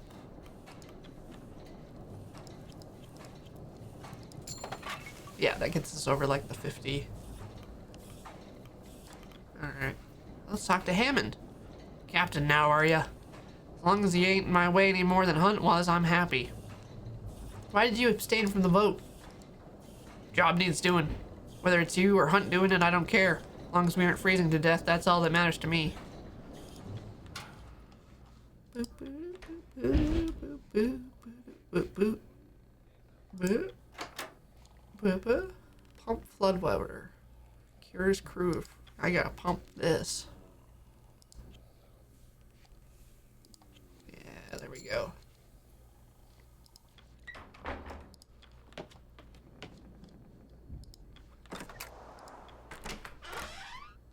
Templeton. Should be no hesitation, Shaw. You're the captain now, must carry that authority instantly.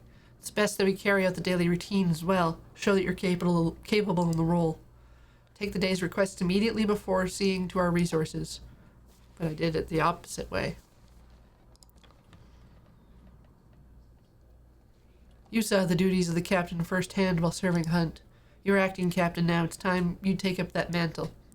A line is already forming at the door. No surprise given the circumstances. Take them as you may, Captain. Captain, I've brought the Kennel Master with me. This is something you will want to hear. I have a strong suspicion on what this matter is. I was planning to speak with the captain on it myself. Fortunate happenstance, then. Captain, I know these conditions well. I've seen them before. Any idea of the Temperance being free to the ice anytime soon is a pipe dream. We need to press on. We need to become aware of our new environment. Trust me, Captain. We will be living off it for quite some time. What about you, Cordell? Indeed. The dog sleds will need to be exercised regularly. There is no better way than to engage in hunting. We're quite lucky despite the circumstances. Now is peak time for hunting and navigation. And navigation? Traversing the ice may be a possibility in the future. We need to be prepared for that. If we're to survive out here, we need to know what lies ahead. These are uncharted territories, Captain. We have no idea where we are. Your current rations are not set to last forever either. Send any hunting party to me as you please. My dogs and I will ensure their survival. The same sentiment for myself and any scouting teams. If you wish the great unknowns to be braved and charted, I'm your man. We need to know what lies ahead. Keep looking forward. Saving that boiler was the only start of our troubles. Have you seen the state of this bloody ship? It certainly has seen better days. She's bleeding in the lower decks. I believe the older Stoke is attempting to rectify that. We need to stockpile as much fuel as we can. If the furnace runs out by the end of the week, we die. If we spend too long on this ship, we die. If we don't stockpile enough fuel for the winter, we die? Aye. Get me some coal. Get it into the furnace. I'm afraid he's not wrong. That coal bunker is our only source of fuel for the time being. Until we can procure alternatives, we should assign crew to shoveling whenever possible. Shaw? Ice looks unbudging, doesn't it? It would seem that way, yes. Crew seem to think so. They think if we don't intervene, the Temperance will never get freed. Are you suggesting breaking the ice? I can assure you that won't work. I'm not. They are. No intervention is going to break the ice up enough to free the ship. Putting others to work on that is simply a waste of manpower. Aye, maybe. They're scared, though. Worried. They just want to feel like they've tried something. Templeton's right. We can't waste crew on a pointless task. Understood. Best not to sell false hope. You shut up. Only leads to more disappointment in the future.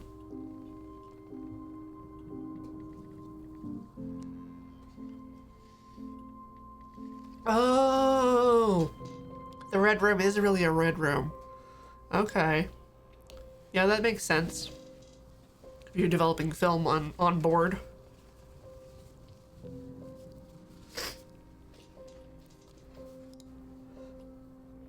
See you for dinner, Captain. Don't forget the hoosh pot needs fed.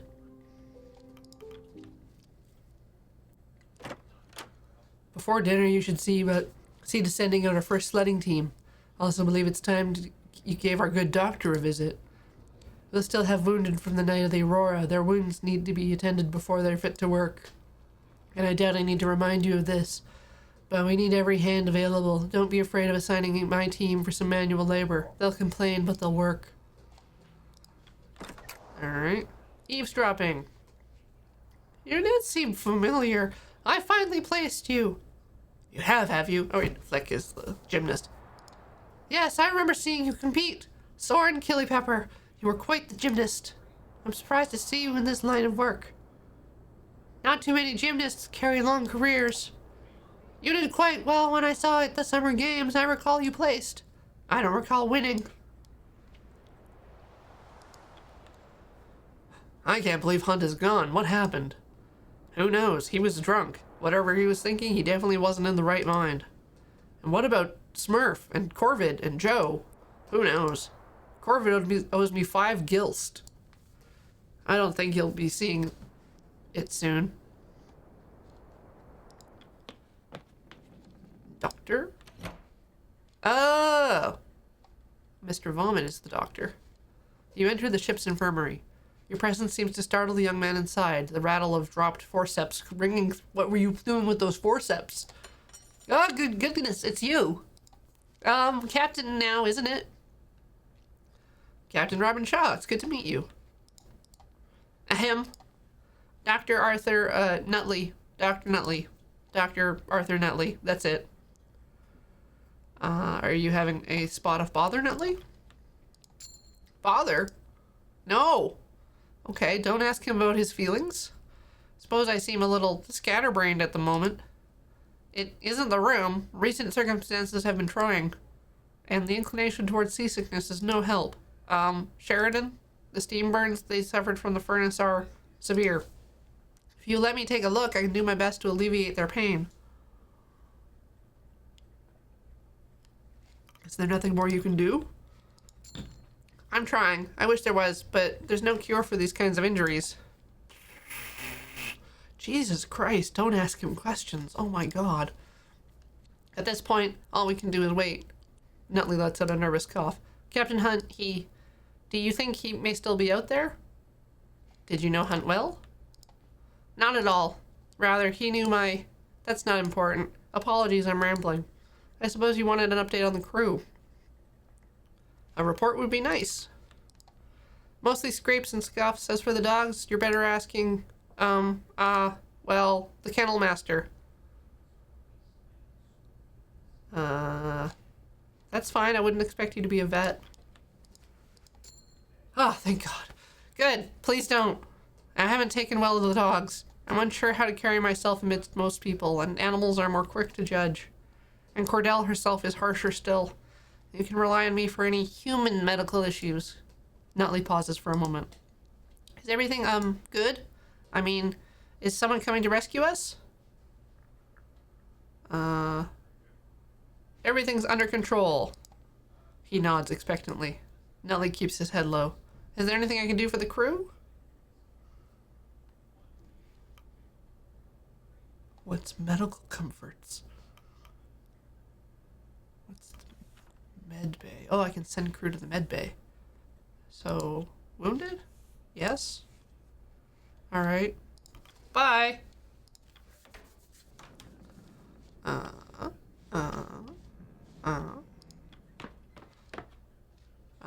Kasha. Officer, Captain Shaw, I suppose I should get used to calling you that. I was asking the crew if anyone had seen Hunt or any of the deserters last night. Not a single soul. I know the man knows this ship well, but that seems odd. I suppose you weren't expecting a situation like this as a civilian. People don't tend to sign on to these expeditions for the good of their health. I researched the Pale Passage. I knew there was a risk of this. So there's no use in me worrying about it now. Worrying never did anyone any good. Goodbye. Red room. Oh, no. Okay, we're good. Is it time for Din Din? I haven't set out sledding teams from the map. Ah! Map.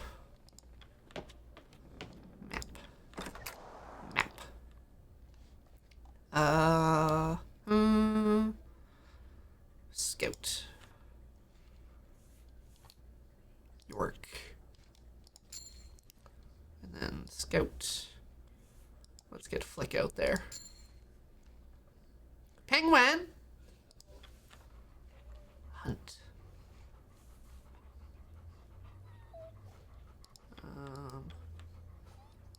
The scientists can hunt, right?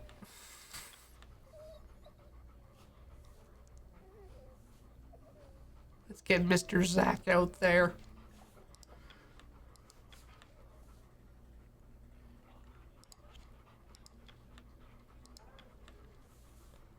And Lefty, we don't need anyone to drive the boat.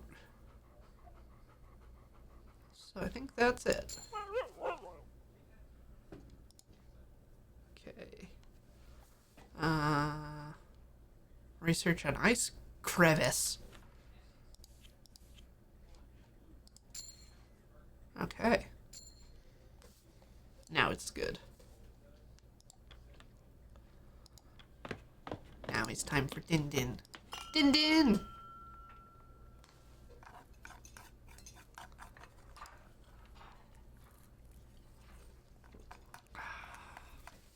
Tar, shall we give a toast to our new captain? Hear, hear!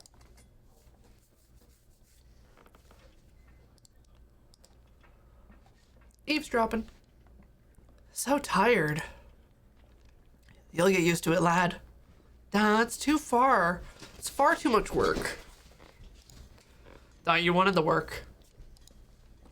I can do it with one arm. You can do it. If I can do it. You're always saying that, Da. And Grimly? Need me for something? I wanted to learn more of you. Not much to know. I'm the carpenter. I'm Junior's brother. I play music. You know it all already. Okay. Sup, Junior? Probably would have been able to cook up for the crew lately, considering the rations. Though I do wish I had something better to work with. I'd kill for a good beefsteak. You do excellent work, Junior. You have a knack. I've been told. Hutt would say he couldn't eat a bite that wasn't prepared by me anymore. More eavesdropping. You're a tall one, aren't you? Oh, thanks for noticing. Been this big since I was 15. Ever considered doing films? You have stature for it. Oh, I can't act. Acting isn't part of it. You stand there, cut a nice silhouette, and you'd be a star. That sounds awfully easy, doesn't it? It can be. Anybody want to talk in the furnace room? Bloody cold, isn't it, Captain? Don't know how you spend your time away from the furnace. It would be much colder without your hard work, Hammond.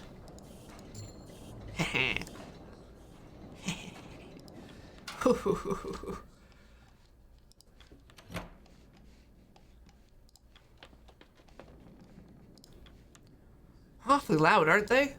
I don't mind it all that much. They've worked hard all day. They're owed their leisure. Those sailors ought to remember we all need our sleep. Whose room is this? Templeton's room. Alright, let's talk to Templeton. Hey, dude. Good evening, Captain. It'll be some time before we see rescue. Perhaps you should be endearing yourself to the crew.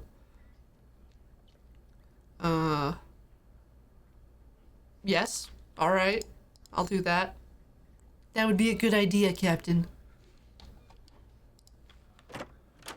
Boop ba doop boop boo. Anybody else? Dogs. Captain Shaw, I presume you're here to see the dogs. I was checking on you. You weren't with the rest of the crew. Actually, of course I'm not. Do you often expect others to leave their post? I understand you did not expect this role, but you are captain regardless. Surely you understand the sense of duty. Captain Shaw, you recall my conditions with Hunt, do you not? Remind me? My demand was that I work here with the dogs. Your people may help with the sleds, but they are not my responsibility. They are not my people. I'm holding up my promise with Hunt. I do not intend to join your crew. The dog beside her barks.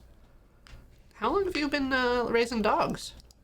A long time, Shaw. I've raised this pack since they were naught but pups, and a generation before them. She goes quiet for a moment, petting Stanbury, collecting her thoughts. I wasn't exactly in the financial position to pass on Hunts, but I had no intention of leaving all of them here without me.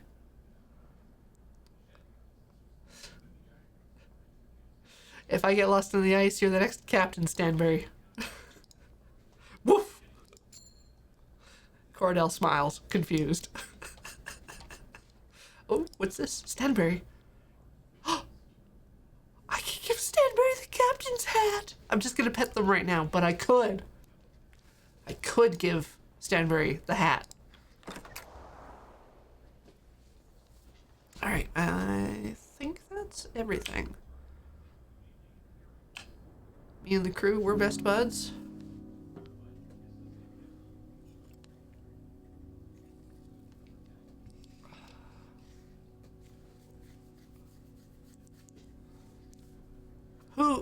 Who is malnourished and who is hungry? Who are these people? I don't see anybody suffering.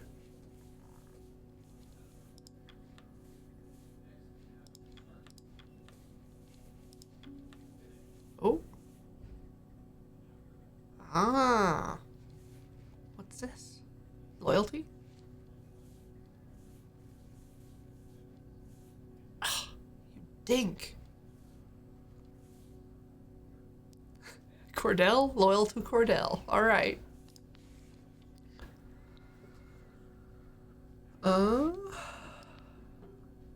That's fine.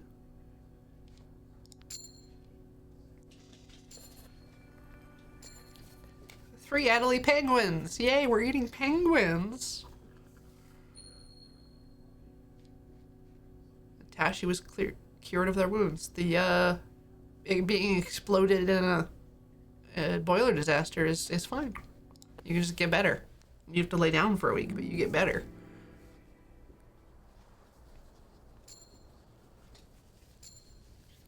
Alright, let's do tasks before doing other stuff this time. Sup, Kasha? Good day, Captain. Well, as good as can be under the circumstances. Good day. Well, I'll be sure to spare you any more obligatory small talk from here. In truth, there is something I've been meaning to ask of you. It's a matter I brought up with Captain Hunt, though he was less receptive. I'm not merely interested in the story of this expedition. I'm interested in the story of the people on this expedition. When the crew have downtime, I would request that I be allowed to conduct interviews with them. I'd like to know more about them. Maybe learn more about what happened to Hunt? Sure. Thank you, Captain. You won't regret it. I'll mark anything useful I discover in the crew manifest. Send them to the Red Room in the lower decks when you can. Gnomes? Word around the crew is that we might end up having to move to the ice. And if we can't free the Temperance anyway, it would be wise to gather what we want to take off ship with us if we do. Indeed, we'll need to prepare for what could be the inevitable. Aye, most of the tools are in the lower deck storeroom. Metal doors need some work to open, but it's worth what's inside. And Mr. Gloss? Captain Shaw, Mr. Templeton. It would appear that some of the crew have taken an interest in the transmission radios we have on hand. It's most likely their first time seeing this technology. And they have odd ideas about what they're capable of. They believe another ship may pick us up if we monitor them. Ridiculous. They do not have the range to pick up another, not out here. I said as much, but Mr. Turner was adamant we spend the night monitoring them regardless. He even sent me to run the concept by you, Captain. Yeah, that might be okay. Let's get, one of the engineers to do it. What's mud wash?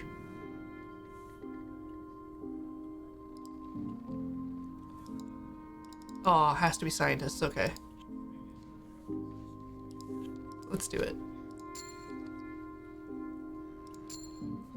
Oh!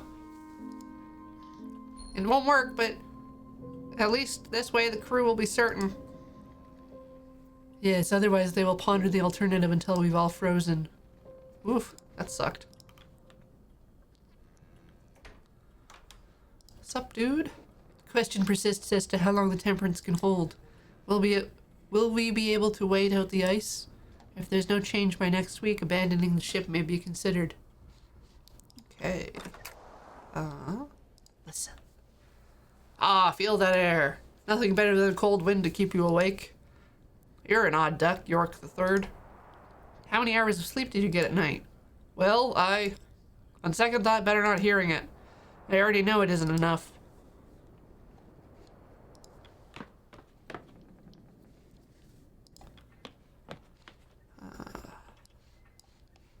Okay. Getting some tinned food. Sending people to collect a couple things of food. Not the scouts.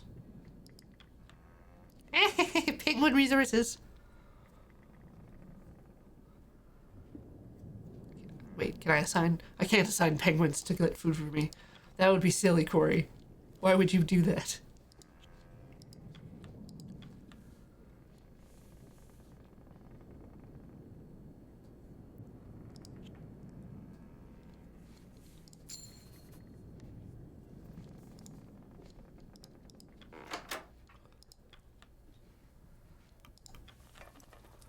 Put penguins in the hoosh.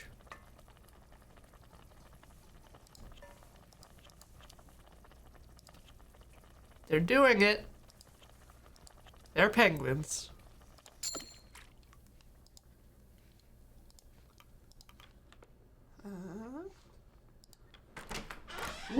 Ooh. Science hold. Tools hold. Engineers hold. John, please open door. Thank you. Specialist tools. I can only grab 2 items? Oh god. What are those? What's Apperton crate?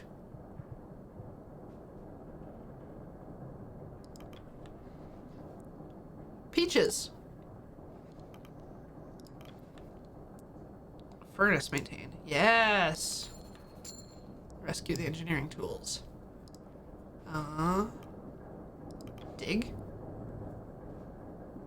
Diggy diggy. Diggy diggy. Ah! Ass. Alright. Gnomes. You and gnomes charged into the room. 2 items. Okay, alright. Lemons.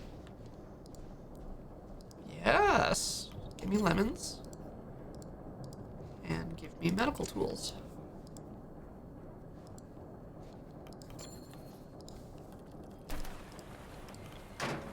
Alright. Cavity.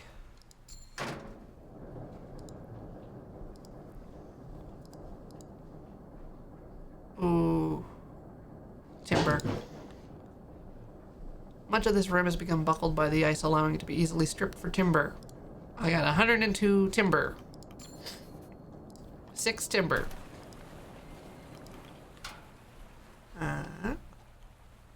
Weapons hold.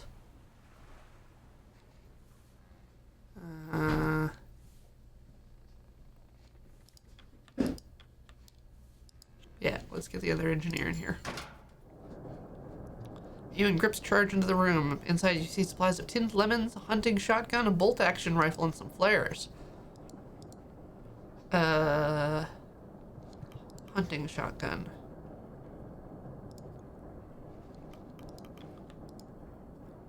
Ineffective against smaller targets. Heat without explosion for alerting humans and alarming wildlife. Can be carefully disassembled for fuel. I'm gonna grab the 2 guns.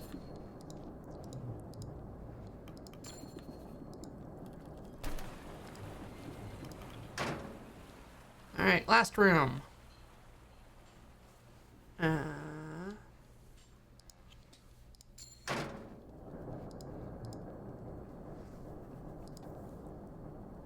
Yeah, tinned rations. Yeah, get those.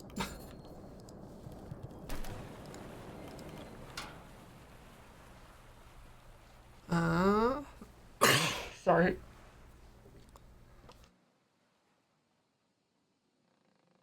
It's time for a break.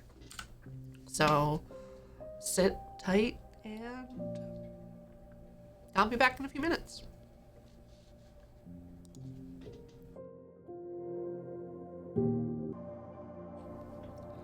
I'm back. I hope I made it in time to spoiler. I see the water level was rising. I don't know why you were in one of the tool rooms, but you should have gotten out while the getting was gone.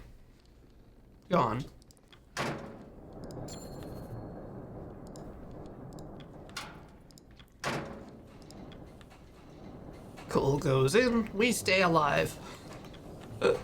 Oh, so many more things to burn. Like lemons.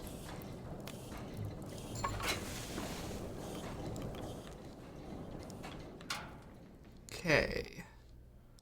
And the photographer. Assign crew for interview.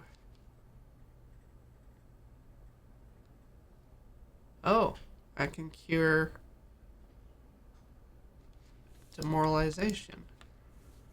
Wasn't that one scientist? Yeah, here we go. Okay, so once they're done, I can do that. But this week, let's there we go. Interview a scout.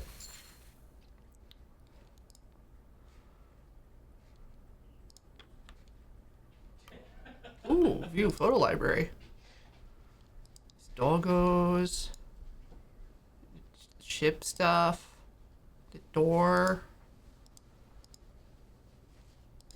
That guy.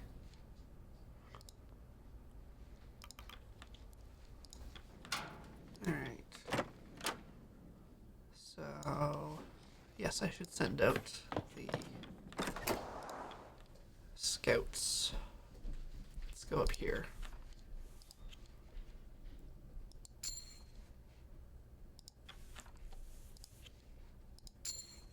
Aha! Penguin!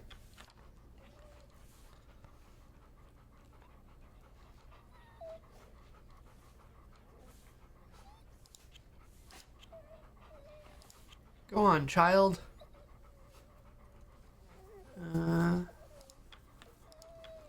If I can fit one more, then that's another penguin. No. Alright. I think that's all I can do. There's more dogs, but I don't have enough scouts. Alright.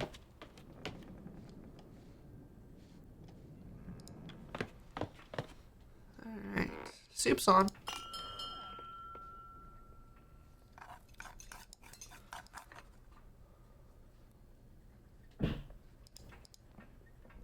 Ooh. You know, as far as the rations go, this is good. Junior sure knows how to prepare dinner, doesn't he? He's too good for a ship like this. You're pretty old, aren't you? Good eye, lad. Better than mine. Why are you still working? You should be at home with your family. Don't have one. Do you not have any children? I might do. Don't know any, though. Let's talk to Grimly. It's getting harder to play. Cold makes the fingers stiff. Have you tried playing closer to the furnace? Not the same. Besides, Hammond would just throw the accordion in. Probably. More of the same tonight. We'll have to get used to it. Not much you can do with the ice. Figure out something to do, won't we? We'll have to.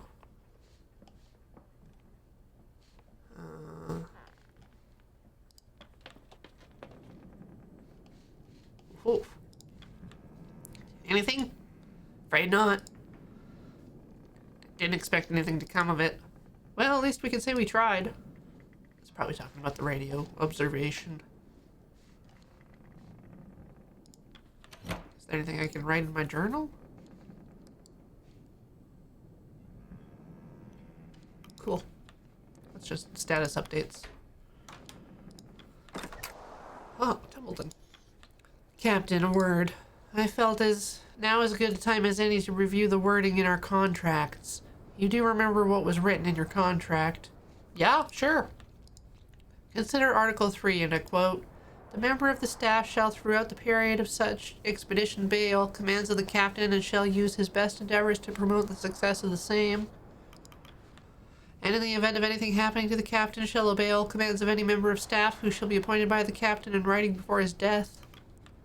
It being understood that the rest of the staff shall hold the same relations toward any member of the staff so appointed as towards the captain, as appointed by the captain in writing before his death." What are you trying to say? The vote we held settled was only a temporary arrangement in the eye of the law. Even then, you only made it through by a hair. Unless you somehow managed to wrestle a written transfer captaincy from Hunt before his departure, in the eyes of the law, you were simply acting in his stead with no legal resource to call upon. There's a chance Hunt and the deserters are still out there. Should we be reunited, your captaincy will indeed be called into question. No issue there. You saw Hunt in his final moments with us. Do you trust that man to lead on the ice? The loyalty of the crew means everything. Get them on your side, Shaw. Keep them on your side. That will come naturally. I do not intend to disappoint. We will see. Remember my words, Shaw. I suggest you start with the Stoke brothers. Seems they speak for many of the sailors. At the bow, you spot Kurt measuring for any changes in the temperature. Still fast. No signs of any change. He notices you and gives a wave. Doubt we'll be moving any time, Captain. course, sometimes you never know with the ice. You should get some rest. I'll let you know if anything changes. Thank you, Kurt. Just doing my duty. Take care, Captain. Anything else? Should I poke the doctor? Let's poke the doctor. Good evening, Captain. Was there something you needed? If you need the latest medical report, I'll have it prepared soon. I was curious about you, Arthur. Me? Oh, well, I'm nothing to be curious about, to be honest. I'm simply trying to get by like the others. Okay. Okay.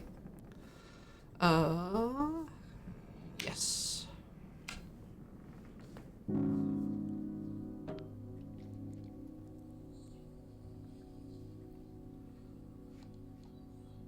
Pajunk. This looks good. Yeah.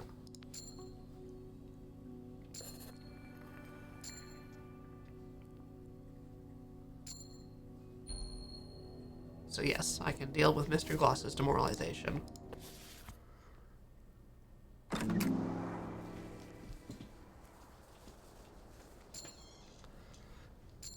Do.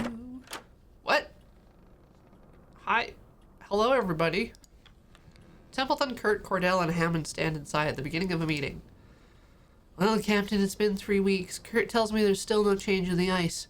None. And best I can estimate, what change we see won't free the ship. I predict the Temperance is more likely to be crushed into the pressure of the ice.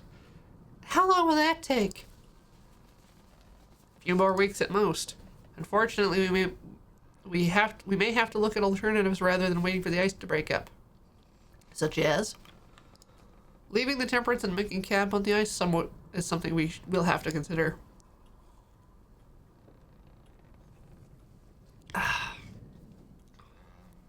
The longer we stay on the ship, the more fuel we're having to burn.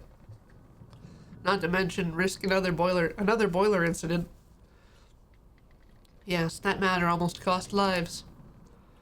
Heating a smaller camp burns through much less oil. Without enough fuel to survive a winter, we're dead. Don't think I need to tell you that. I would not be quite so quick to pack up and move out just yet. And why is that? The ship is shelter. The ship is safety. Currently, there are quite a few hunting opportunities presented to us. We will need to gather more food if we are to survive. The ship provides a safe area to hunt from. Right, most of the crew aren't ready to give up either. They're stubborn, just as any good crew should be. I would rather not play in stubbornness when lives are on the line. He has a point. Crew thinks we gave up too early. They'll resent the captain for it. Though we now have a serious bloody flooding problem. We do? You may not have noticed if you left your damn forecastle. It is safer to take the time to gather what we need before we leave rather than raid the ship once we make ice. Well, the answer lies with the captain. Should we move off the ship this week? No.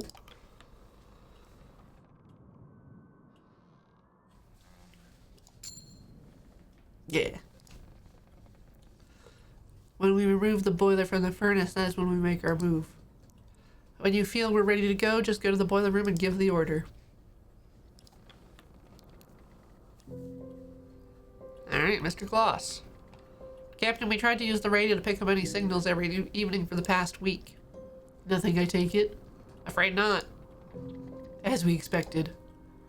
I have to say, though, I expected a worse reaction from the sailors. Suppose there's a relief in trying a method of knowing it'll be unsuccessful. Now they can move on to the next venture with little reservation. They're resourceful people, I must say. Well, I suppose anything that puts the crew's mind at ease is worth doing. Thank you, Mr. Glossley. Captain! My dogs appear to be struggling in the open deck kennels. They require a more secure form of shelter from the environment. Dogloos, I believe they're called. Yes, I will require some hands to work on constructing them. It is for the health and safety of the pack. Alright. Thank you. We must focus on keeping the dogs safe. Without them, the crew stands little chance of safety themselves. Mast was damaged when the ship was being tossed a while back, Captain. Best to get someone to fix it before the Temperance is freed. Freed? Aye, ship could come loose any moment. Heading up the repair of the mast is a dangerous task. We don't even know if the ship will sail if the ice clears. Would be worth it, though. I don't think it's necessary. There's always the off chance. Not always. I was summoned by Mr. Templeton. Yes, Mr. Isaac. This is regarding your personal item. What do you mean? I felt it pertinent to let the captain know that you were carrying a weapon. Why gun? Personal safety, of course. Perhaps this is unfamiliarity with expeditions, but I was surprised others did not bring an item to protect themselves. Many of the crew cannot afford such an item to themselves. Captain, it is up to you on what to do with this revolver. With all due respect, this is my personal item, Captain. It is the captain's right to requisition any weapon on the ship. That includes your own. You're free to hold on to it, Mr. Zack. Ooh. Oh, God. Oh, no. Templeton, you dingus. I'll take the utmost care with it. We would do well to avoid creating an imbalance of power among the crew. I doubt the sailors would take too kindly to such a thing. Alright, Grimly. Shaw. There's a rumor going around amongst the crew. They're saying the ship is haunted by the ghost of Captain Hunt. What ridiculous tripe. I, though, thought you'd want to put a stop to it. Absolutely. Yeah. Aye, crew won't be best pleased you're stopping their stories. It's better than allowing fear and superstition to run wild. Aye. Okay. Bye.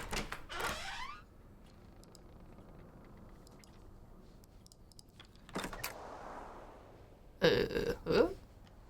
Doggos! Okay.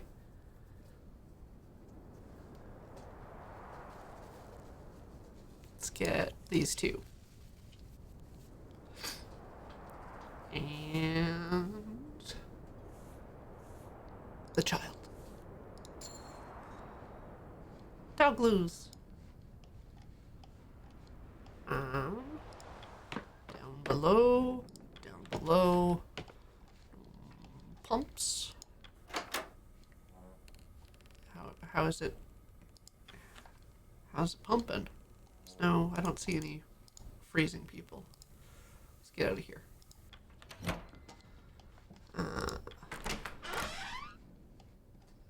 50. I just need one sack of coal, please. Feed.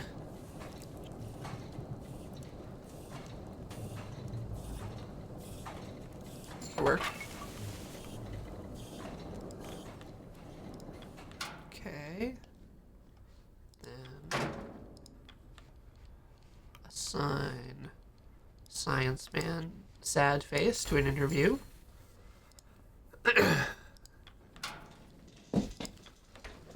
And then we'll put some penguin in the hoosh. Here you go, little fellas. Have fun. Enjoy your swim.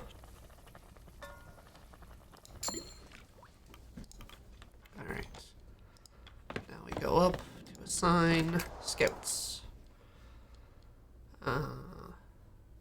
Let's do some observation. Alright. And then more scout. Ooh, fish. Scout. More penguin. Not enough dog for scout. Is enough dog for fish? Dogs. Fish? No? Not enough. Need more dogs.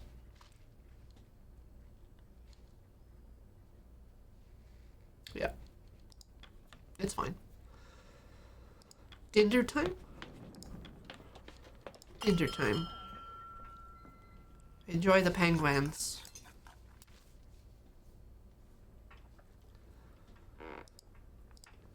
Alright. Grimly and Junior talking. I swear when that hook came swinging, Captain Hunt had to pull me down. That was 5-6 years ago, right? No clue what I was doing. Both of us nearly lost an eye that day. Same expedition Ward lost his arm. Half the time I don't think Hunt knew what he was doing either. He was quite the interesting man. Aye, he is. Did you need something? I wanted to commend you both for keeping spirits high. Well, it's still business as usual. You can still cook up a good meal. Nothing's changed there. Worried about the vote, aren't you? Oh, is that it, Shaw? I don't care about that. I'm genuinely just checking in. Are you now? Alright, let's leave it at that. Nice of you to check in, Shaw, but I think it's time the crew called it a night. Is there an issue I'm not aware of? Word to the wise, Robin. I have nothing against you, but we sure don't know you either. It's going to take more than simple pleasantries to earn Grimly's trust. But what if I talk to him?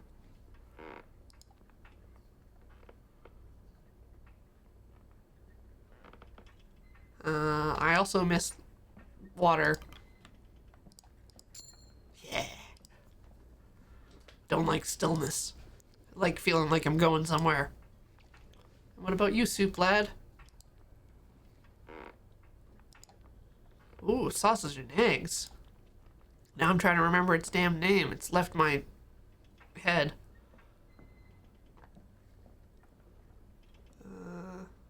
I didn't take you for the sort to enjoy the city. Just the food, Shaw. The people, well, not all of them are bad. Can I talk to Hammond? Let's talk to Hammond.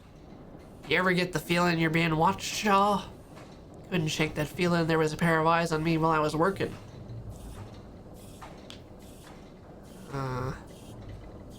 Isolation might be getting to you, Hammond.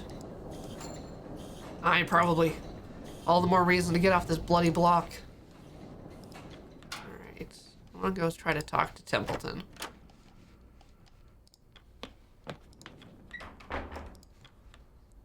Captain, if you find yourself stricken with boredom, I do have a book I would recommend. A textbook on different classes of wildflowers. The topic is more interesting than it may seem, I assure you. I would love to!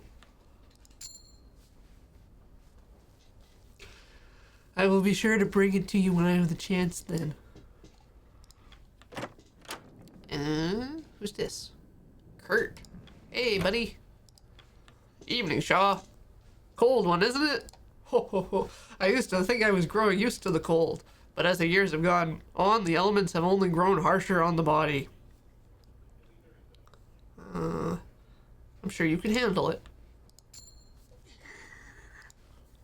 I can still complain every now and then.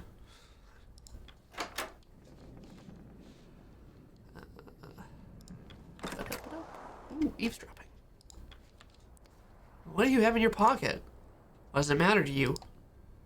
Hunched over, clutching something, it's suspicious. You're the one with a gun! Holding an egg. An egg? Why? Keep my hands warm. Boiled eggs keeps heat. That is actually rather ingenious.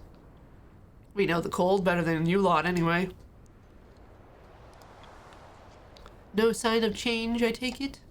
Afraid not, Templeton. The ice is yet to budge. Moving to the ice looks more and more to be a necessity as I see it. You may be right, chum. Your team of scouts best be keeping their focus. If we cannot find a way out from this pack... The two notice you. Ah, Captain! I wouldn't worry about the ice. My team will find a path, I have no doubt. You're doing good work.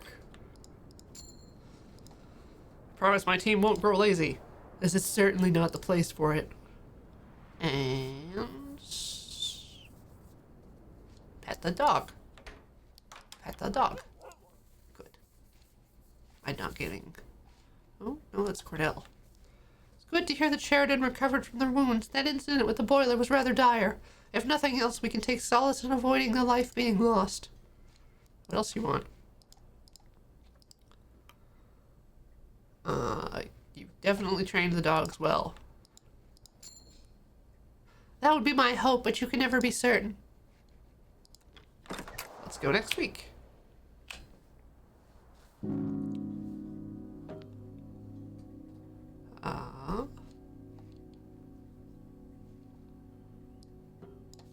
Seems fine.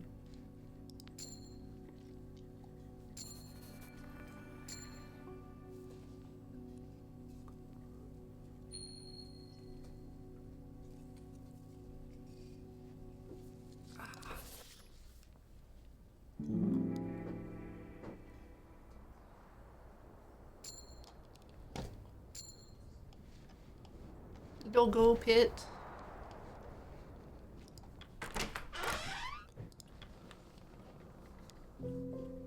Ah, Cordell. Captain, thank you for building some proper shelter for the dogs. I appreciate the assistance from the crew. Well, the dogs are an important factor in this expedition. I'm certain you and your kennel will repay us in kind. You need not worry that, Mr. Templeton. Again, thank you, Shaw. Shaw, put a stop to these rumors going on about Hunt. That simple? The sailors do seem to listen to you. Aye, you'll not be hearing them whispers again. Alright. Yeah, it was easy. Captain, I would find it wise to have a word with the journalist among our crew. For whatever reason, Hunt allowed for a photographer with no sailing experience to tail alongside this expedition. As it stands, Cassia Belford's record is what will stand the test of time when this expedition is spoken of. And it would seem she has not made allies of the crew. She doesn't seem the type to make enemies. Not with purpose or malice, Captain. The sailors of this crew are a private lot. They do not take kindly to the prying eyes of a landlubber, as they would say. Remember, Captain, she controls the story. She controls your story. Best to have a word.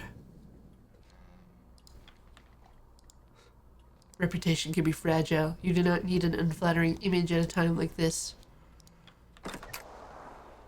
Ooh. Fucking hell. What is it this time, Tucker? These bloody cigs aren't worth the shit I stepped in. You're the only man I know who can step in shit on the ice, mate. Ha, bloody right.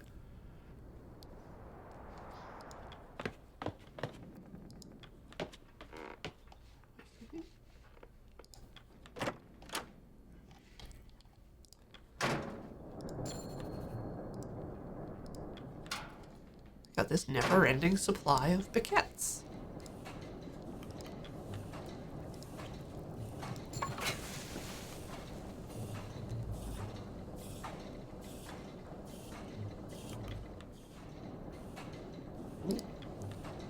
When was the last time you slept, Chief?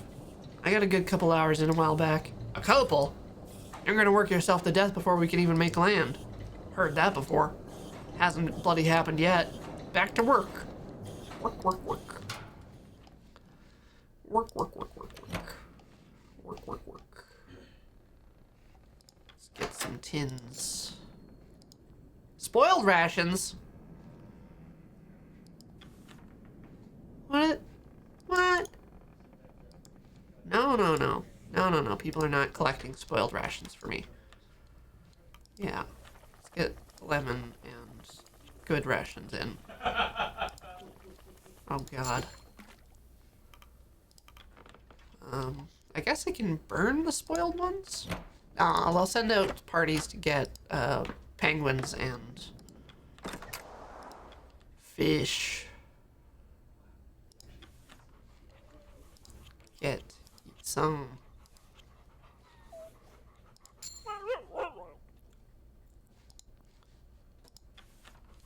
Also get ye some penguins.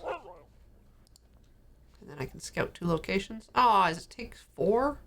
Oh, these ones are 3. So I'll scout 2 close locations. Seals.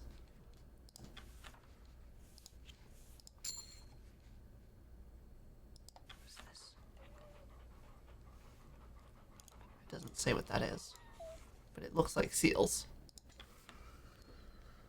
Okay, now to check, I guess, the health of the crew.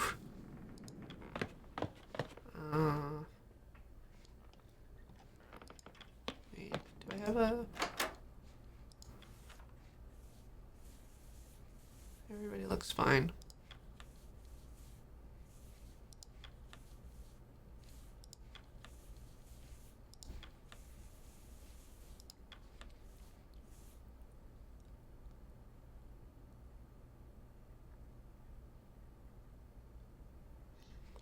Yeah.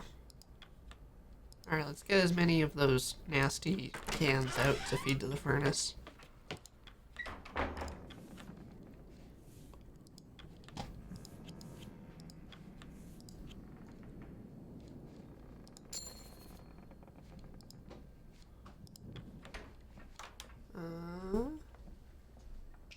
Then it's din-din time, I think?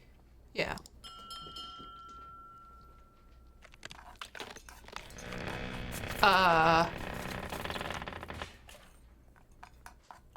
What?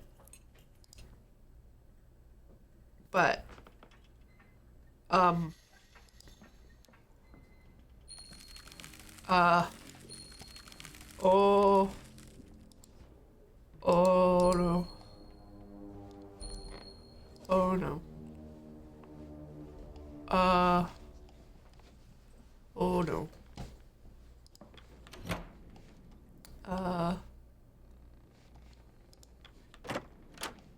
can I put more gas in the,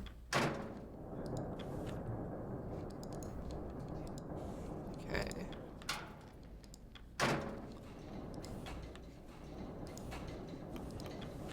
Get nasty.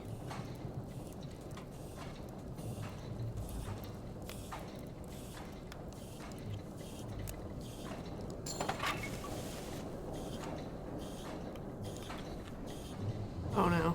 I need engineers in order to do that? Good thing I knew that beforehand. Okay. Actually, what do you say? One of the Templeton's team tried to talk to me while I was working. They were going on and on about their spouse or something. Ended up telling them to fuck off. Think they got the message? Yeah. Full permission to do that. I knew you'd understand. Alright. And like, I genuinely can't pump. Damn. So let's get the demoralized people in for interview. Oh no, I can't because they're sent out. You're freezing. If I put them in bed, does that cure their freezing?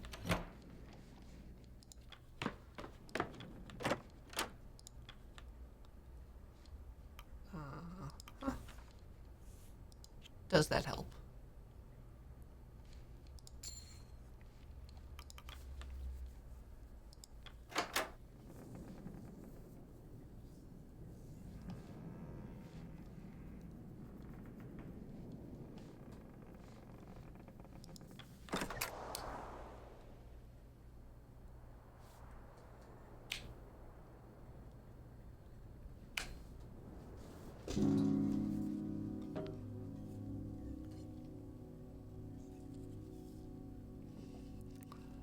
Alright.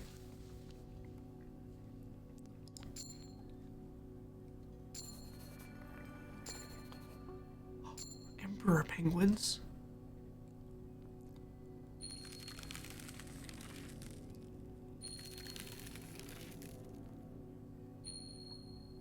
Hey!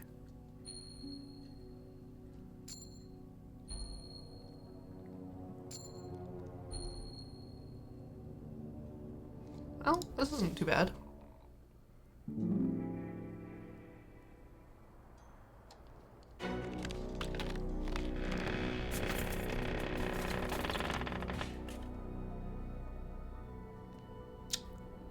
Um.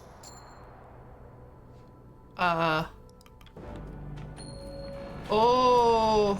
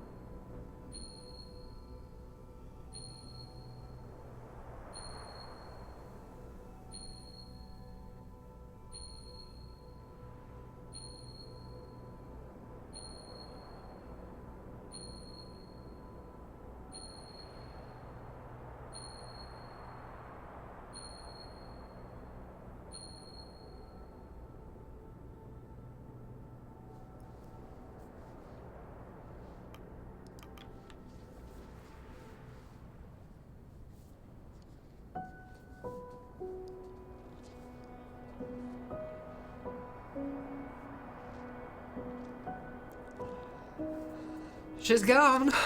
You, along with the rest of your expedition and your hopes of rescue, now lie at the bottom of the unforgiving ice.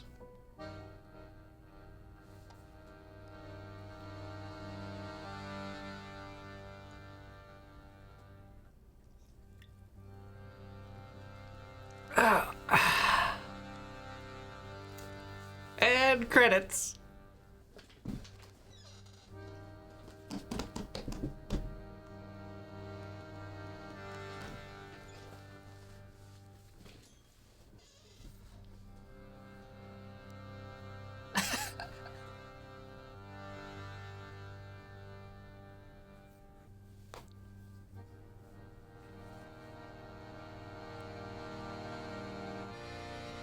Oh, they had dogs.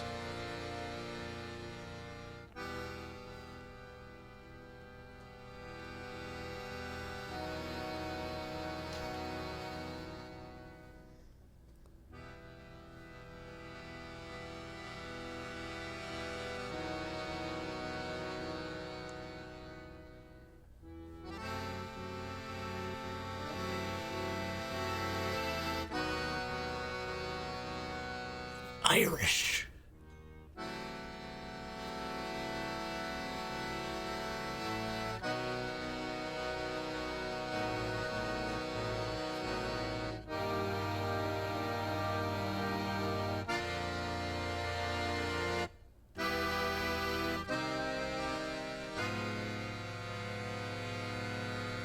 Oh, ink. Okay. Yeah, that makes sense.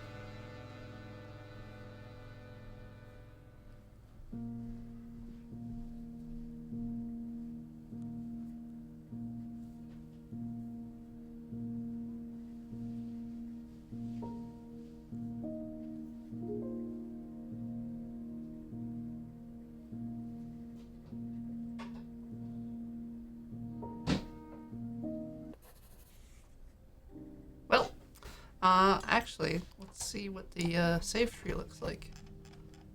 Oh.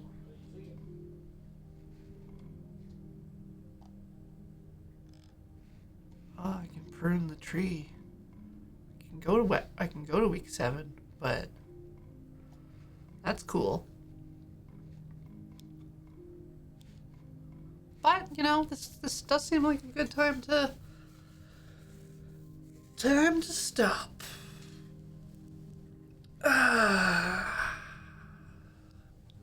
This was cool. Very stylish.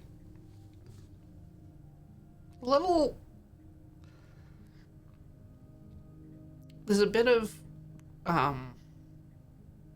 disconnect in some of the events, like trying to get the storage rooms open and the flooding happening when there was, like, it wasn't like a big story moment that flooding was happening, but for those little bits, it's just like everyone's kind of nonchalantly going about their day, and then water everywhere.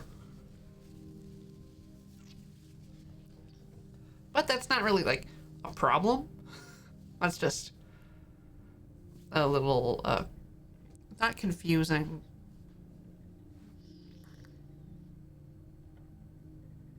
Whiplash, I guess. Unexpected.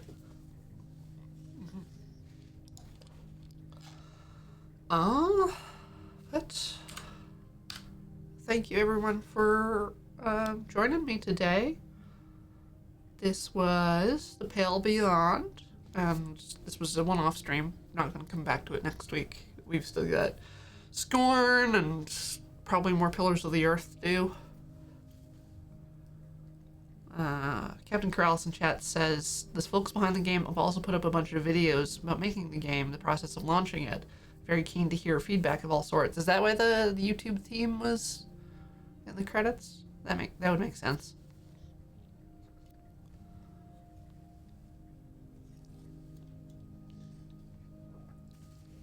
Alright.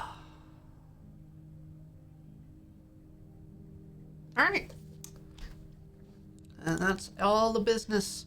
Goodbye.